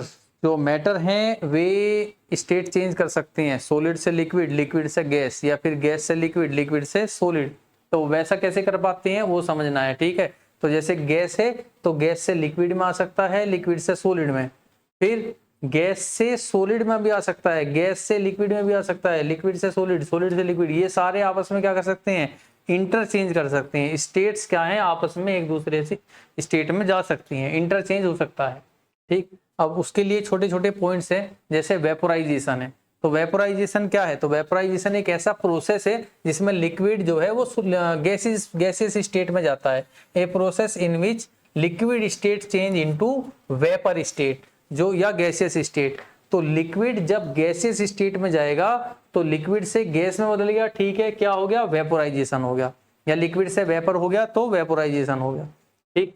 Next है कंडेंसेशन। कंडेंसेशन क्या होगा, जब गैस से लिक्विड में चेंज हो गया, गैस में था और किस में चेंज हो गया, लिक्विड में, तो गैसियस फेज से लिक्विड के फेज में चेंज हो गया, तो इस प्रोसेस को कहेंगे condensation. Next is melting. Melting क्या है कि सॉलिड, अब देखो मेल्ट क्या होगा, हमने कहा मेल्ट होगी वो चीज, तो मेल्ट कब होगी, जब सॉलिड से वो चीज चेंज होगी किसमें, लिक्विड में। तो सॉलिड से लिक्विड में चेंज हुई, दैट इज मेल्टिंग। फ्रीजिंग क्या है, तो फ्रीजिंग होती है लिक्विड से सॉलिड में चेंज हुई, अगर लिक्विड से सॉलिड में चेंज हुई तो क्या हुई, फ्रीजिंग। ये सारे प्रोसेस हैं। सब्लिमेशन क्या है, a phase change from solid to gas. Direct solid से कोई चीज किस में चेंज हुई, गैस में चेंज हुई, तो क्या कहेंगे, सब्लिमेशन। फिर है डिपोजिशन। डिपोजिशन क्या है, दैट गैसियस, अगर गैस डायरेक्ट सॉलिड में होती है, सॉलिड से गैस में कन्वर्ट होती है कोई चीज, सब्लिमेशन। गैस से डायरेक्ट सॉलिड में होती है तो डिपोजिशन। क्लियर। अब सॉलिड से डायरेक्ट गैस में होती है तो वो किस में होता है, लाइक कैम्फोर। कैम्फोर मतलब कपूर जो होता है ना, कपड़ों वगैरह में रखते हैं, जलाते भी हैं भगवान के आगे, तो वो डायरेक्ट सॉलिड से किस में चेंज होता है, गैस में। और उसमें लिक्विड की जो बीच की इंटरमीडिएट स्टेट है वो नहीं आती, सॉलिड और फिर गैस, लगातार गैस में, डायरेक्ट गैस में चेंज होता है। Next is melting point. Melting point क्या होता है, तो देखो एक चीज है मेल्टिंग, अब वो कोई चीज सॉलिड है, आप उसको टेम्परेचर हाई करेंगे धीरे धीरे वो लिक्विड स्टेट में आ जाएगी। तो अब मेल्टिंग पॉइंट क्या है, तो जैसे जैसे आप टेम्परेचर बढ़ाते रहोगे बढ़ाते रहोगे बढ़ाते रहोगे, तो कोई भी मैटर है चाहे वो आयरन है या कुछ भी है, तो कोई भी टेम्परेचर बढ़ाते रहोगे तो एक टेम्परेचर ऐसा आएगा जिस टेम्परेचर पर वो सॉलिड लिक्विड में चेंज होना स्टार्ट हो जाएगा। उस पर्टिकुलर टेम्परेचर को जिस टेम्परेचर पे कोई सब्सटेंस सॉलिड से लिक्विड फॉर्म में चेंज हो गया, तो उस टेम्परेचर को बोलते हैं मेल्टिंग पॉइंट। और जिस टेम्परेचर पे कोई लिक्विड गैसियस फॉर्म में चेंज होना स्टार्ट हो गया उसको बोलते हैं बॉइलिंग पॉइंट। ठीक है, तो मेल्टिंग क्या है, मेल्टिंग पॉइंट इज कि सॉलिड लिक्विड में चेंज होगा तो जिस टेम्परेचर पे जाके ऐसा होगा उस टेम्परेचर को मेल्टिंग पॉइंट कहेंगे। और जो है नेक्स्ट इज बॉइलिंग पॉइंट क्या है, तो बॉइलिंग पॉइंट वह टेम्परेचर है जिस टेम्परेचर पे वो लिक्विड कोई भी लिक्विड स्टेट गैसियस स्टेट में चेंज होनी स्टार्ट होगी। जैसे कि हम वाटर को बॉईल करते हैं तो वाटर किस टेम्परेचर है बॉईल होता है 100 डिग्री सेल्सियस पर, तो 100 degree Celsius is the boiling point of water. सबके बॉइलिंग पॉइंट अलग अलग होते हैं, वाटर का बॉइलिंग पॉइंट 100 डिग्री सेल्सियस है, किसी और का अलग होगा। ठीक है, तो बॉइलिंग पॉइंट वह टेम्परेचर है जिस टेम्परेचर पे जो हमारा लिक्विड है वो चेंज होता है गैसियस फॉर्म में, तो उस टेम्परेचर को कहते हैं boiling point. Next freezing point क्या है, तो फ्रीज करते हैं ना, तो फ्रीज करते हैं लिक्विड को किसमें, सॉलिड में। तो जिस टेम्परेचर पर लिक्विड सॉलिड में चेंज होता है, liquid is changing into the solid, तो उस पर्टिकुलर टेम्परेचर को कहते हैं फ्रीजिंग पॉइंट। नेक्स्ट अब क्वेश्चंस हैं, convert the following temperature to Celsius scale. अब ये केल्विन में दिए हैं, केल्विन और सेल्सियस में करना है, तो इसके लिए एक फॉर्मूला है, आप याद रखोगे कि डिग्री सेल्सियस, कोई भी डिग्री सेल्सियस आपको निकालना है। ठीक है, तो क्या करोगे, तो केल्विन में जो दिया होगा उसमें से माइनस करोगे 273 को। तो केल्विन स्केल में से जो भी टेम्परेचर है केल्विन में, आप उस टेम्परेचर में से 273 माइनस कर दो तो वो टेम्परेचर डिग्री सेल्सियस में आ जाएगा। अच्छा, अब केल्विन में दिया, डिग्री सेल्सियस में से केल्विन में निकालना है, तो इसको इधर लाओगे माइनस का तो क्या हो जाएगा प्लस।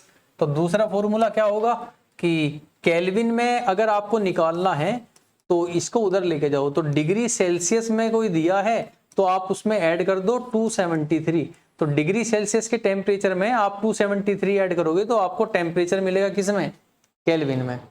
ठीक है, तो हमें यहाँ पे केल्विन में दिया है और पूछ किस में रहा है, डिग्री सेल्सियस में। तो अब ए में हमें दिया है 300 केल्विन, केल्विन में दिया है, डिग्री सेल्सियस में पूछ रहा है, तो कितने डिग्री सेल्सियस में टेम्परेचर क्या होगा, कैसे निकाल लोगे। तो अब यहाँ केल्विन की जगह क्या रखोगे, 300 केल्विन माइनस क्या करोगे 273। अब इसमें से और इसमें से आप क्या करो 273 माइनस कर दो, तो आपको जो भी मिलेगा वो सेल्सियस में मिलेगा। तो डिग्री सेल्सियस में आंसर कितना होगा, इसमें से माइनस करोगे इसको तो ये आ जाएगा 27 डिग्री सेल्सियस। ठीक, अब बी का आंसर निकालना है। बी तो आपको क्या दिया है 573, तो केल्विन में जो भी दिया है उसमें से 273 माइनस कर दो। तो केल्विन में कितना दिया है 573 माइनस 273, तो कितना आ गया, ये आ गया 300, और ये क्या होगा डिग्री सेल्सियस। तो बस केल्विन में दिया हो तो 273 माइनस कर दो, डिग्री सेल्सियस बचेंगे, और डिग्री सेल्सियस में दिया हो तो 273 ऐड कर दो, तो आपको जो टेम्परेचर मिलेगा वो केल्विन में मिलेगा। Next is what is the physical state of water at 250 degree Celsius और 100 डिग्री सेल्सियस। तो वाटर है वो 250 डिग्री सेल्सियस में कौन सी स्टेट में होगा, तो जाहिर सी बात है 100 डिग्री सेल्सियस क्या होता है वाटर का, बॉइलिंग पॉइंट। अब 100 डिग्री पर तो वो लिक्विड से जो है गैसियस फॉर्म में आता है, तो 250 डिग्री सेल्सियस है तो उसमें तो वो वेपराइज फॉर्म में ही होगा, है ना, तो गैसियस फॉर्म में होगा। तो इसके एक आंसर क्या होगा, किस फॉर्म में होगा, गैस की फॉर्म में होगा, बी। अब 100 डिग्री सेल्सियस क्या है उसका, बॉइलिंग पॉइंट, तो बॉइलिंग पॉइंट है तो वो गैसियस फेज में भी होगा और लिक्विड फेज में भी होगा। तो इन गैस एंड लिक्विड, तो गैसियस फेज में भी होगा और लिक्विड फेज में भी होगा, तो इन गैस एंड लिक्विड दोनों में पाया जाएगा। ठीक है, वेपराइज फॉर्म में भी होगा क्योंकि चेंज हो रहा होगा। ठीक है, इंटर कन्वर्टेबल स्टेट है तो 100 डिग्री पे चेंज होता है लिक्विड से गैस में, तो वो दोनों ही स्टेट में उस टाइम पे पाया जाएगा 100 डिग्री पर। Next is for any substance why does temperature remain constant during the change of state. कह रहा है किसी भी सब्सटेंस के लिए अब टेम्परेचर कांस्टेंट होता है, स्टेट चेंज होती रहती है। जैसे अगर ये कह रहा है नॉर्मली, आप समझेंगे, नॉर्मली किसी भी मैटर को मैं हीट देता हूँ, तो कोई भी मैटर है वो जैसे जैसे हीट उसको हम देते रहेंगे उसका टेम्परेचर बढ़ता रहेगा। नॉर्मली यही होता है, आप टेम्परेचर बढ़ाते रहोगे, हीट देते रहोगे, टेम्परेचर बढ़ता रहेगा, गर्म करते रहोगे उसको, टेम्परेचर बढ़ता रहेगा। लेकिन जिस टाइम पर जाकर, क्योंकि आप जो टेम्परेचर दे रहे हो ना, आप जो हीट दे रहे हो, वो हीट उसके टेम्परेचर को बढ़ाने के लिए यूज हो रही है। अब एक पॉइंट ऐसा आ गया कि वो या तो मेल्ट होना स्टार्ट हो गया या वो बॉईल होना स्टार्ट हो गया, यानी कि या तो वो सॉलिड से लिक्विड में कन्वर्ट होना स्टार्ट हो गया या फिर वो लिक्विड से गैस में कन्वर्ट होना स्टार्ट हो गया। तो जब भी किसी मैटर का कन्वर्जिंग स्टेट पहुंच जाएगा, उस टाइम पे वो जो हम हीट देंगे वो हीट उसके टेम्परेचर को बढ़ाने के लिए यूज नहीं होगी, जबकि वो हीट यूज होगी उसके स्टेट को चेंज करने के लिए। तो दो तरीके से हीट का यूज होता है। हम जो हीट सप्लाई करते हैं मैटर को, दो तरीके से यूज करता है मैटर उस हीट का, एक तो टेम्परेचर बढ़ाने के लिए, दूसरा स्टेट चेंज करने के लिए। तो जब मैटर अपना स्टेट चेंज कर रहा होगा तो जो भी हीट आप दोगे वो सारी की सारी हीट उसके स्टेट को चेंज करने के लिए लग जाएगी। अब जब मैटर स्टेट चेंज नहीं कर रहा होगा, जैसे सॉलिड है तो सॉलिड ही है, लिक्विड ही है, तब जो आप हीट दोगे वो उसके टेम्परेचर को इंक्रीज करेगी रेगुलरली। तो यहाँ पे क्या होगा, for any substance why does the temperature remain constant during the change of state. तो स्टेट जब चेंज होगी उस टाइम पे टेम्परेचर कांस्टेंट क्यों है? क्यों है? क्योंकि जो भी हीट वो यूज कर रहा है, दैट हीट, वो जो यूज कर रहा है वो हीट किसके लिए यूज कर रहा है? For the conversion of its state, और उसको बोलते हैं लेटेंट हीट। ठीक है, तो हम यहाँ लिखेंगे the heat used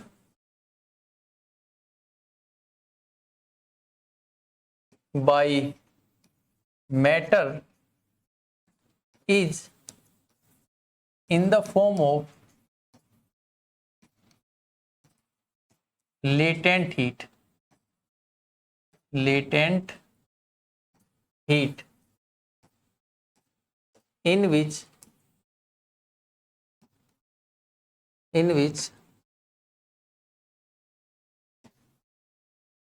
heat energy is used for the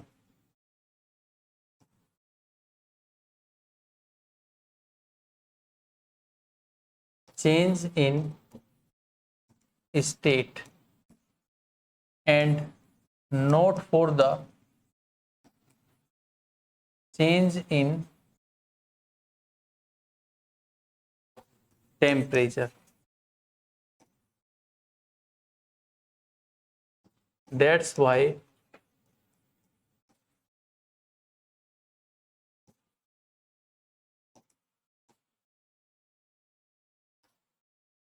temperature remain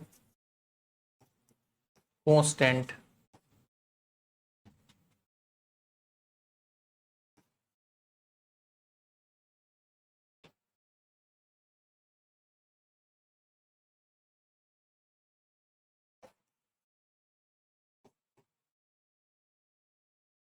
next is suggest a method to liquefy atmospheric gas. किसी एटमॉस्फेरिक गैस को, जो भी एटमॉस्फेयर के अंदर गैस है, इसको लिक्विफाई करना है, लिक्विड के अंदर चेंज करना है। क्या करें? प्रेशर अप्लाई दो। अब देखो गैस के पार्टिकल्स दूर दूर हैं, लिक्विफाई करना है यानी कि गैस को लिक्विड में चेंज करना है। गैस को लिक्विड में चेंज करने के लिए क्या करोगे? इनके जो इंटर मोलिकुलर, इंटर एटॉमिक जो स्पेसीज हैं, इन स्पेसीज को कम करो। कहाँ तक कम करो? वहां तक करो जहां तक के लिक्विड के स्पेस होते हैं। जिस जगह पे आके जितने स्पेस पर वो लिक्विड में चेंज हो जाए वहां तक के स्पेसीज कम करो। अब स्पेस को कम करना है तो क्या करोगे? स्पेस कम करने के लिए आप प्रेशर अप्लाई करो उस पर। प्रेशर अप्लाई होगा, धीरे धीरे जो बीच के स्पेस है वो कम होंगे। दूसरा कि स्पेस कम तब होंगे जब अट्रैक्शन बढ़ेगा, अट्रैक्शन तब बढ़ेगा जब थर्मल एनर्जी कम होगी। उसके लिए टेम्परेचर कम करो, तो टेम्परेचर कम करोगे तो वाइब्रेशंस कम होंगी, और प्रेशर लगाओगे तो मॉलिक्यूल्स नजदीक आएंगे, स्पेस कम हो जाएंगे, तो एक गैस किस में चेंज हो जाएगी? लिक्विड के अंदर। ठीक है, तो by applying pressure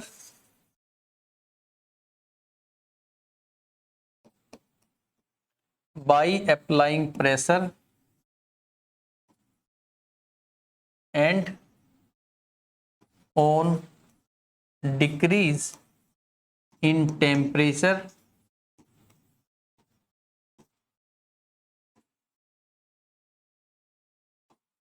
we can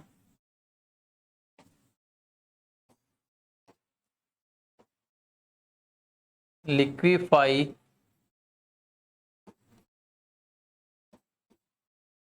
atmospheric gases. तो इस तरीके से प्रेशर अप्लाई करोगे, टेम्परेचर कम करोगे तो एटमॉस्फेरिक जो गैसेस हैं उसको लिक्विफाई कर सकते हो। Next point is evaporation. अब इवेपोरेशन के बारे में बड़ी अच्छी बात है, बहुत अच्छा टॉपिक है। इवेपोरेशन क्या होता है? देखो दो चीजें हैं, एक है वेपोराइजेशन, एक है इवेपोरेशन।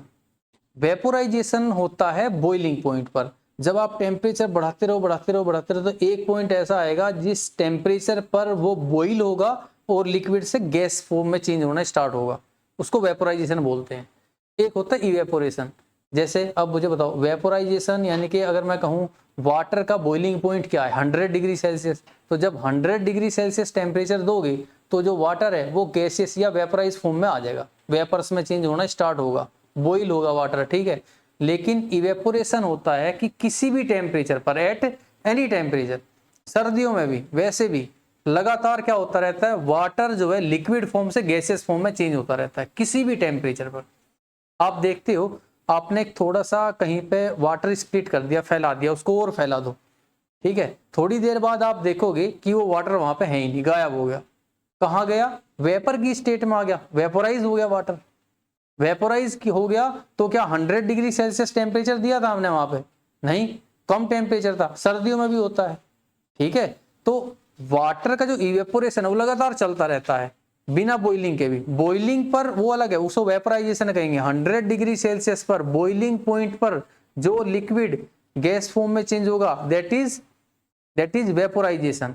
बॉइलिंग पॉइंट पे अगर हो रहा है, उस किसी भी टेम्परेचर पर अगर जो वाटर है, किसी भी टेम्परेचर पर क्या चीज, वाटर जो है ना, या वाटर या कोई भी volatile liquid, petrol, water, diesel, acetone, perfume, कोई भी अगर किसी भी टेम्परेचर पर, नॉर्मली किसी भी टेम्परेचर पर अगर वो लिक्विड से गैसियस फॉर्म में जाता है तो उस प्रोसेस को हम बोलते हैं इवेपोरेशन। अब इवेपोरेशन हो रहा है, अब इवेपोरेशन से बहुत सारी चीजें होती हैं। इवेपोरेशन क्या करता है? तो जब कोई भी लिक्विड फॉर्म के पार्टिकल्स गैसियस फॉर्म में आते हैं तो वैसा करने के लिए वे एनर्जी खींचते हैं। कहाँ से? सरफेस से। जिस सरफेस पे भी वे होंगे, जो भी सरफेस के भी कांटेक्ट में होंगे। सपोज मैं इस पेन पर भी थोड़ा सा वाटर स्प्लिट करता हूँ, यहाँ थोड़ा सा वाटर लगाता हूँ, तो वाटर स्प्लिट करता हूँ, ठीक है, तो वाटर धीरे धीरे क्या होगा, यहाँ से इवेपोरेट हो जाएगा। इवेपोरेट हो जाएगा तो मैं देखता हूँ कि पेन कैसा हो गया, ठंडा हो गया, कूल हो गया, कूलिंग आ गई इसमें। तो ठंड कहाँ से आई? वो तो जो पार्टिकल्स वाटर के स्प्लिट थे यहाँ पे, उन पार्टिकल्स ने इस सरफेस से हीट एनर्जी खींच ली, क्योंकि बिना हीट एनर्जी, बिना थर्मल एनर्जी को बढ़ाए तो वो लिक्विड से गैसियस फॉर्म में आएंगे नहीं। तो जो हीट एनर्जी है वो लेंगे कहाँ से? तो वे लेंगे सराउंडिंग से, वे लेंगे सरफेस से, जिस सरफेस पर वे हैं। तो जब कोई भी लिक्विड किसी सरफेस पर इवेपोरेशन करता है, वहां पे लिक्विड से गैसियस फॉर्म में चेंज होता है, तो वो लिक्विड वहां से हीट एनर्जी खींच लेता है, और वो हीट एनर्जी वहां से खींचने के बाद वो हीट एनर्जी लेगा, थर्मल एनर्जी उसकी इंक्रीज होगी और वो गैसियस फॉर्म में चला जाएगा। तो वो लिक्विड तो वहां से इवेपोरेट हो गया, वो तो चला गया, गैसियस फॉर्म में आ गया, लेकिन उस जगह से क्या खींच ली उसने? हीट खींच ली, हीट एनर्जी। अब हीट एनर्जी वो वहां से खींच लेगा तो वो चीज ठंडी हो जाएगी, वो चीज जो भी टेम्परेचर पे थी उससे उसका टेम्परेचर कम हो जाएगा। बात समझ आई? तो जैसे हम लोग गर्मियों में देखते हैं कि स्वेटिंग होती है, पसीना आता है बॉडी पर, ठीक है, तो स्वेटिंग हो रही है, दैट मीन्स जो पसीना आता है उसकी वजह से हमारी बॉडी ठंडी रहती है, क्योंकि जैसे ही स्वेटिंग होगी तो वहां पे क्या होगा? इवेपोरेशन होगा, इवेपोरेशन होगा, स्वेटिंग होगी, इवेपोरेशन होगा, तो क्या होगा? वहां पे वो जो सरफेस है, जो बॉडी है, वो क्या होगी? कूल हो जाएगी, ठंडी हो जाएगी, ठीक। तो स्वेटिंग भी गर्मी में बहुत जरूरी है, बॉडी का मैकेनिज्म है ये, है ना, बॉडी को कूल रखने के लिए, टेम्परेचर से एडजस्ट करने के लिए। तो इवेपोरेशन क्या होता है? A phenomena of change of a liquid into vapour. देखो लिक्विड वेपर में चेंज हो रहा है एट एनी टेम्परेचर, किसी भी टेम्परेचर पर, लेकिन वो क्या हो? बिलो इट्स बॉइलिंग पॉइंट, उसके बॉइलिंग पॉइंट से कम किसी भी टेम्परेचर पर अगर कोई लिक्विड वेपर में चेंज हो रहा है तो इसको बोलते हैं वेपोराइजेशन। ठीक, अब वीडियो के माध्यम से देखते हैं एक बार किस तरीके से होगा।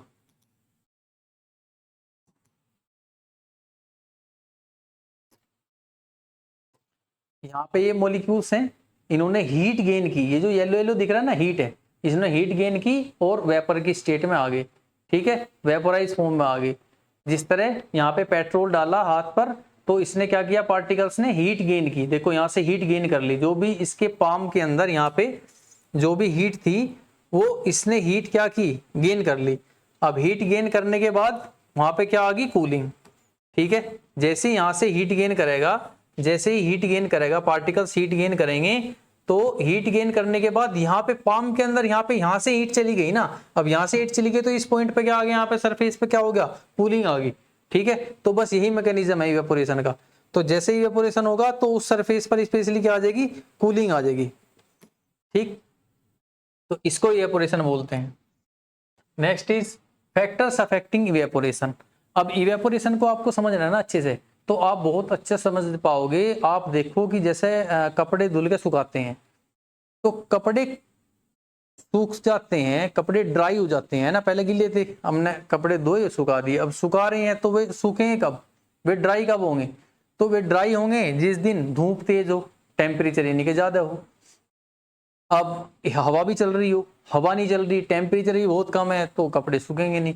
तो कपड़े सूख रहे हैं, ड्राई हो रहे हैं बिकॉज ऑफ इवेपोरेशन। वहां पे क्या होगा, इवेपोरेशन होगा, जो मॉलिक्यूल्स हैं क्लोथ्स के अंदर वे मॉलिक्यूल्स हीट गेन करेंगे और गैसियस फॉर्म में चले जाएंगे। तो जैसे जैसे वो मॉलिक्यूल्स हीट गेन करके जाते रहेंगे, कपड़े सूखते रहेंगे। तो जितनी जल्दी हमारे कपड़े सूख जाएंगे उतना ही ज्यादा इवेपोरेशन हो रहा है, और कपड़े जितना लेट सूखेंगे इवेपोरेशन उतना ही कम हो रहा है। ठीक है, तो घर में जैसे महिलाएं पोछा लगाती हैं तो वो जगह वहां पे जितनी जल्दी ड्राई हो जाएगी, सूख जाएगी, तो इवेपोरेशन उतना ही जल्दी हो रहा है। तो आप बस ये देखो कि कौन कौन से फैक्टर्स हैं जिनकी वजह से कपड़े जल्दी सूख जाएंगे, जो पोछा लगाया है उन लेडीज ने वो जल्दी वहां पर ड्राई हो जाएगी, सरफेस कब होगी, कैसी स्थिति में वैसा होगा, तो इवेपोरेशन के वही फैक्टर्स हैं जनरली। तो क्या क्या है, सबसे पहले टेम्परेचर। अब टेम्परेचर ज्यादा होगा, गर्मी के दिन है, ठीक है, तो क्या होगा, ड्राइनेस बहुत जल्दी आएगी, तो इवेपोरेशन बड़ी जल्दी होगा और कपड़े भी जल्दी सूख जाएंगे और सरफेस भी जल्दी सूख जाएगी। तो इसका मतलब है कि जैसे जैसे टेम्परेचर बढ़ाओगे रेट ऑफ इवेपोरेशन क्या होगा, इंक्रीज होगा। तो एक तो टेम्परेचर पर डिपेंड करेगा, दूसरा विंड। अब हवा जितनी तेज चलेगी, हवा जितनी तेज हवा चलेगी इवेपोरेशन उतना ही ज्यादा होगा, कपड़े और जल्दी सूख जाएंगे, इवेपोरेशन ज्यादा होगा। तो विंड स्पीड जितनी ज्यादा हवा चलेगी उतना इवेपोरेशन ज्यादा होगा, टेम्परेचर जितना ज्यादा होगा इवेपोरेशन उतना ज्यादा होगा। सरफेस एरिया बढ़ाओगे इवेपोरेशन बढ़ेगा। आपके पास 1 कप ऑफ वाटर है, आप उस 1 कप ऑफ वाटर को ऐसे ही रख दो, चाहे कहीं भी रख दो, इवेपोरेशन होगा, धीरे धीरे धीरे धीरे धीरे धीरे वो कप खाली हो जाएगा, सारा वाटर इवेपोरेट हो जाएगा। आपको जल्दी इवेपोरेशन करना है, क्या करोगे, जितना भी उसके अंदर वाटर है उसको स्प्लिट कर दो, एक सरफेस पर फैला दो। आप उसको जितनी दूर तक फैलाओगे, यानी कि आपने इवेपोरेशन के लिए क्या कर दिया, सरफेस एरिया बढ़ा दिया, उतना जल्दी उसका इवेपोरेशन होगा। सरफेस एरिया जितना ज्यादा दोगे इवेपोरेशन उतना ही ज्यादा होगा। सरफेस एरिया कम होगा क्योंकि उस कप के अंदर पूरा वाटर था, सरफेस एरिया कम था, for the evaporation provided surface area was less, तो इवेपोरेशन भी क्या था, कम था, है ना, रेट ऑफ इवेपोरेशन स्लो था। अब जैसे ही आपने उसको स्प्लिट कर दिया पूरी जगह पे, रेट ऑफ इवेपोरेशन बढ़ गया क्योंकि सरफेस एरिया बढ़ गया। तो as the surface area increase the rate of evaporation also increases. Next और लास्ट पॉइंट इज ह्यूमिडिटी और प्रेशर। ये दो चीजें हैं। ह्यूमिडिटी मतलब क्या होता है, ह्यूमिडिटी होती है आर्द्रता। जैसे कब आती है ये, बरसात के दिनों में, सपोज जुलाई या अगस्त का महीना है, बहुत बारिश हो रही है, टेम्परेचर ज्यादा है, गर्मी तब भी होती है, अब बारिश बंद होगी, अब गर्मी तो तब भी है, लेकिन आप देखते हो कि इवेपोरेशन बहुत स्लो होगा, वहां पे इवेपोरेशन कम होगा। अब जब गर्मी तो तब भी लगेगी जुलाई में अगस्त में, लेकिन हमें जो स्वेटिंग होती है वो जून के महीने में तो कम होती है। जून के महीने में हमें लगता है जैसे स्वेटिंग तो हो रही है अभी भी, लेकिन इवेपोरेशन बड़ी जल्दी हो रहा है, फास्ट हो रहा है, तो वैसे महसूस नहीं होता कि स्वेट है। लेकिन जुलाई अगस्त में क्या होगा कि चारों तरफ बारिश के कारण हमारे जो चारों तरफ का एटमॉस्फेयर है उसके अंदर वाटर मॉलिक्यूल्स बहुत ज्यादा होते हैं, वाटर मोलिक्यूल्स ज्यादा होने की वजह से जो इवेपोरेशन प्रोसेस है, अब वाटर मोलिक्यूल्स चारों तरफ बहुत ज्यादा हैं, तो ये जो वाटर का मोलिक्यूल है सरफेस से निकल के ऊपर जाने के लिए ऊपर से प्रेशर ज्यादा आ रहा है, वाटर मोलिक्यूल ज्यादा हैं तो ज्यादा हाई कंसंट्रेशन है तो निकल ही नहीं पाएगा। तो जितना ज्यादा ह्यूमिडिटी होगी यानी कि आर्द्रता, आसपास वाटर मोलिक्यूल्स बहुत ज्यादा होंगे तो इवेपोरेशन का रेट क्या होगा, कम होगा। ह्यूमिडिटी जितनी कम होगी इवेपोरेशन यानी कि ड्राई है ना, ड्राई एटमोस्फियर ज्यादा होगा। अगर क्या वाटर मोलिक्यूल्स ही कम है, बारिश हुई नहीं बहुत दिन हो गए, वाटर मोलिक्यूल कम है, चारों तरफ है ही नहीं, ठीक है, तो वहां पे इवेपोरेशन ज्यादा होगा। तो आप देखते हो कि समुद्र के किनारे जो जगह होती हैं, आप सी बीच पे जाओगे तो वहां देखोगे कि जो इवेपोरेशन है बहुत कम होता है। थोड़ी गर्मी अगर वहां पड़ेगी तो आपको स्वेटिंग आएगी, वो जल्दी से ठीक भी नहीं होगा, मतलब ऐसे इवेपोरेशन नहीं होता, ठीक है। तो इवेपोरेशन क्यों नहीं होता, बिकॉज ऑफ ह्यूमिडिटी, वहां पे चारों तरफ वाटर मोलिक्यूल्स क्या है, कंटेंट ज्यादा है। और वैसा हम देख पाते हैं यहाँ पे बरसात के दिनों में, तो बरसात के दिनों में ह्यूमिडिटी होना मतलब क्या है कि आसपास वाटर कंटेंट बहुत ज्यादा होना, ठीक है। तो on increase humidity the rate of evaporation decrease, वो डिक्रीज हो जाएगा क्योंकि आसपास पहले से ही वाटर मॉलिक्यूल बहुत ज्यादा हो गए।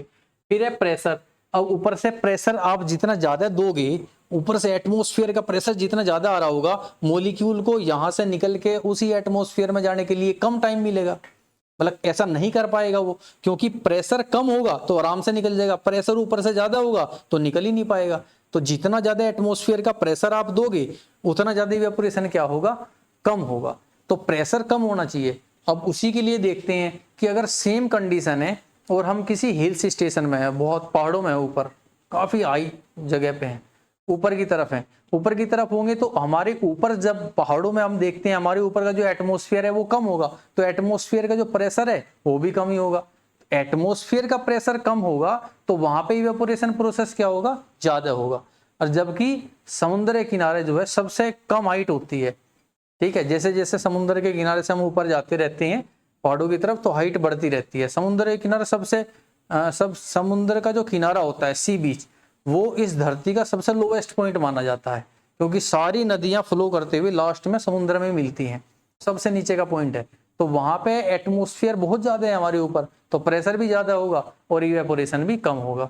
तो प्रेशर से क्या है कि on increase in atmospheric pressure rate of evaporation decreases. तो ह्यूमिडिटी और प्रेशर इन दो पॉइंट पे नेगेटिव है ना, ह्यूमिडिटी ज्यादा होगी तो इवेपोरेशन कम होगा, प्रेशर ज्यादा होगा, एटमॉस्फेरिक प्रेशर ज्यादा होगा, इवेपोरेशन कम होगा।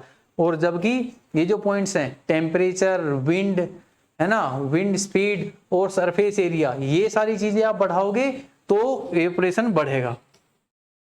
और इवेपोरेशन क्या करता है, इवेपोरेशन देता है कूलिंग, ठीक। How does evaporation cause cooling, evaporation से कूलिंग कैसे आती है। तो इवेपोरेशन जहां भी होगा बेटा, जिस सरफेस पे इवेपोरेशन हो रहा होगा, वे जो पार्टिकल्स हैं, जो मॉलिक्यूल्स हैं, वे उस सरफेस से एनर्जी खींच लेंगे। सरफेस से एनर्जी खींच लेंगे मॉलिक्यूल्स, तो सरफेस कैसी हो जाएगी, ठंडी हो जाएगी। और मॉलिक्यूल्स ने एनर्जी खींच ली, वे एटमॉस्फेयर के अंदर चले गए और वो सरफेस कैसी होगी, कूल होगी, ठंडी होगी, ठीक। तो in an open vessel the liquid keeps on evaporating, अगर ओपन वेसल है, जो इवेपोरेशन लगातार चलता रहता है, particles of liquid absorb energy, वे एनर्जी को क्या करते हैं, एब्जॉर्ब करते हैं from the surrounding to the reason energy lost during the evaporation. अब जो सरफेस एनर्जी लोस्ट करेगी इवेपोरेशन के दौरान, this absorption of energy from the surrounding make the surrounding cool. अब एनर्जी उसने एब्जॉर्ब कर ली सराउंडिंग से, तो एनर्जी सराउंडिंग से चली गई तो सराउंडिंग क्या होगी, ठंडी होगी। वह अब इसके कुछ एग्जांपल है, when you pour some acetone है ना, या nail polish remover on your palm, ऐसा करके देखो आप एक्सपेरिमेंट ये। तो जब आप पाम के अंदर पेट्रोल या एसीटोन कुछ भी ऐसा कुछ डाल दोगे तो वहां पे इवेपोरेशन होगा। The particle gain energy from the palm, है ना, पार्टिकल्स जो है पाम से एनर्जी गेन करेंगे और सराउंडिंग से गेन करेंगे और इवेपोरेट हो जाएंगे। तो इससे क्या होगा, पाम फील कूल, और पाम जो हमारी है ठंडी हो जाएगी। Next is at a hot sunny day, अब धूप है किसी दिन, people sprinkle water on the roof और open ground because large evaporation of water help to cool the hot surface, ठीक है। अब देखा होगा आपने, इवन शहरों में भी देखा होगा, गांव में भी, कि गर्मी का दिन है तो शाम के टाइम एकदम चारों तरफ से बहुत ज्यादा हीट महसूस होती है, तो क्या करते हैं, छतों पर वाटर वगैरह बखेर देते हैं, पाइप चला देते हैं, तो उससे क्या होता है, पाइप चलाने से अब वहां पे इवेपोरेशन होगा, इवेपोरेशन होगा तो पूरी छत या जो सरफेस है वो क्या होगी, ठंडी हो जाएगी। तो वैसा भी एक इवेपोरेशन का ही एक पॉइंट है। तो बेटा इवेपोरेशन यही है कि जिस सरफेस पर इवेपोरेशन हो रहा होगा, चाहे पेट्रोल का, चाहे एसीटोन का, चाहे वाटर का, जिस भी सरफेस पर हो रहा होगा वो सरफेस ठंडी हो जाएगी इवेपोरेशन के बाद। चाहे हमारी बॉडी की सरफेस है, स्वेटिंग आती है, ठीक है, स्वेटिंग आती है, इवेपोरेशन होता है और हमारी बॉडी कैसी हो जाती है, ठंडी। यही मैकेनिज्म है बॉडी का कूल रखने के लिए इन समर, गर्मियों में। Next is why should we wear cotton clothes in summer. Summer के अंदर, गर्मियों में कॉटन क्लोथ्स क्यों पहनते हैं और लाइट कलर के क्लोथ्स क्यों पहनते हैं, है ना, लाइट कलर की। क्योंकि लाइट कलर जो होता है, जैसे व्हाइट कलर जो है, व्हाइट कलर की शर्ट वगैरह कुछ भी, तो उसमें क्या होता है, रिफ्लेक्शन ज्यादा होगा लाइट का। जो हीट रेडिएशन सन से आ रही है वो टकराएंगी और वापस चली जाएंगी। तो रेडिएशन जो रिफ्लेक्शन है, रेडिएशन का जो हीट रेडिएशन का रिफ्लेक्शन है, वो लाइट अगर क्लोथ है आपके हल्के रंग के तो उनमें ज्यादा होगा। और कॉटन क्लोथ्स क्यों पहनते हैं, क्योंकि गर्मी के दिन है तो स्वेटिंग जरूर होगी। अब स्वेटिंग हो रही है तो हम ऐसे कपड़े पहनने चाहिए जो कपड़े उस स्वेट को एब्जॉर्ब कर लें। तो जितनी स्वेटिंग हुई वो सारी की सारी स्वेट्स क्या होगी, क्लोथ के अंदर एब्जॉर्ब होगी, कुछ बह के नीचे ऐसे नहीं निकली और सारी की सारी जो है एब्जॉर्ब कर ली, हमारे क्लोथ्स ने एब्जॉर्ब कर ली। तो बाहर की तरफ से क्या होता रहेगा, इवेपोरेशन। अब जैसे ही क्लोथ्स के ऊपर से इवेपोरेशन होगा तो जो क्लोथ है, जो कपड़ा है, वो क्या होगा, ठंडा हो जाएगा। ठंडा होगा तो हमारी सरफेस से टच है वो, तो हमारी सरफेस बॉडी जो है वो भी क्या हो जाएगी, ठंडी हो जाएगी। तो इवेपोरेशन ज्यादा अच्छा होगा कॉटन क्लोथ्स अगर पहनते हैं, बजाय कि हम सिल्क या नाइलॉन वगैरह के कपड़े पहनते हैं। तो उनसे बेहतर है कि कॉटन के क्लोथ्स पहनेंगे, तो जिसकी वजह से इवेपोरेशन ज्यादा होगा और बॉडी कूल रहेगी। तो during summer we sweat more, sweating ज्यादा आती है because of mechanism of our body, हमें ठंडा रखने के लिए बॉडी का हमारा मैकेनिज्म है। तो we know that during evaporation, evaporation के दौरान particles at the surface of liquid gain energy, ठीक है, एनर्जी गेन करती हैं body surface and change into vapour leaving the body cool. Cotton being a good absorber, cotton एक अच्छा absorber है, वो स्वेट को एब्जॉर्ब कर लेता है, वाटर को, absorbing the sweat and expose it to atmosphere for easy evaporation. Evaporation अच्छा आसान सा होगा, है ना, बहुत अच्छे तरीके से होगा। कॉटन के क्लोथ्स अगर हैं, इवेपोरेशन होगा तो बॉडी ठंडी हो जाएगी। Next is why do we see water droplets on the outer surface of a glass containing ice cold water. अब ये तो अक्सर देखा होगा आपने, आपने एक कोल्ड ड्रिंक एक गिलास के अंदर भरी, ठीक है, और उसमें कुछ आइस पार्टिकल्स भी, आइस क्यूब्स डाल दिए, तो क्या होता है कि इस गिलास के बाहर छोटी छोटी वाटर ड्रॉपलेट्स आ जाती हैं। क्वेश्चन ये है कि वाटर ड्रॉपलेट्स कहां से आई, छोटी छोटी बूंद बूंद बूंद बूंद चारों तरफ ऐसे लग जाएंगे एकदम, जैसे आप ठंडा लिक्विड कुछ भी डालोगे किसी गिलास में, कांच के गिलास में, स्टील के किसी भी गिलास में आप डालोगे तो इस तरह की जो वाटर ड्रॉपलेट्स आ जाएंगे। तो वैसा क्यों हुआ, तो ये हमें लगता है कि यहां से वाटर निकल के बाहर आ गया, लेकिन ऐसा नहीं होता। क्योंकि देखो, जैसे ही आपने इस गिलास के अंदर एक कोल्ड मीडियम भर दिया, कुछ भी ठंडा वाटर, पानी, कुछ भी, आइस क्यूब्स, कुछ भी, तो इससे क्या होगा कि जो सरफेस है वो ठंडी होगी। अब बाहर चल रही है हवा, एयर। अब एयर के अंदर क्या होते हैं बेटे, छोटे छोटे वाटर पार्टिकल्स, हर जगह की एयर में होती हैं। आप अर्थ पे कहीं भी जाओगे, कहीं भी, तो वहां जो एयर हवा चल रही होगी तो उस हवा में क्या होंगे, एयर में क्या होंगे, वाटर पार्टिकल्स होंगे। अब हवा चलती रहती है तो ये वाटर पार्टिकल्स जब इस ठंडी सरफेस पर, कोल्ड सरफेस पर स्ट्राइक करते हैं तो ये इस पर चिपक जाते हैं। अब ऐसी एक पार्टिकल, दो पार्टिकल, ऐसा बहुत सारे पार्टिकल चिपकते गए चिपकते गए। तो जब बहुत सारे पार्टिकल यहाँ हो गए तो वे सारे पार्टिकल्स आपस में कंडेंस हुए, मिले और एक छोटी सी ड्रॉप फॉर्म हुई। तो इस प्रकार छोटे छोटे छोटे छोटे ड्रॉपलेट्स पूरे गिलास पर फॉर्म हो जाते हैं। अगर कब होंगे, जब ये सरफेस ठंडी होगी। ठंडी सरफेस है तो बाहर जो हवा चल रही है उसके अंदर जो वाटर पार्टिकल्स हैं, वे वाटर पार्टिकल्स यहाँ पे अटैच हो जाएंगे, जैसे इससे टकराई, अटैच होगी, जुड़ गई। अब ऐसे जुड़ते रहेंगे तो वाटर की छोटी छोटी ड्रॉपलेट्स बन के निकलती रहेंगी।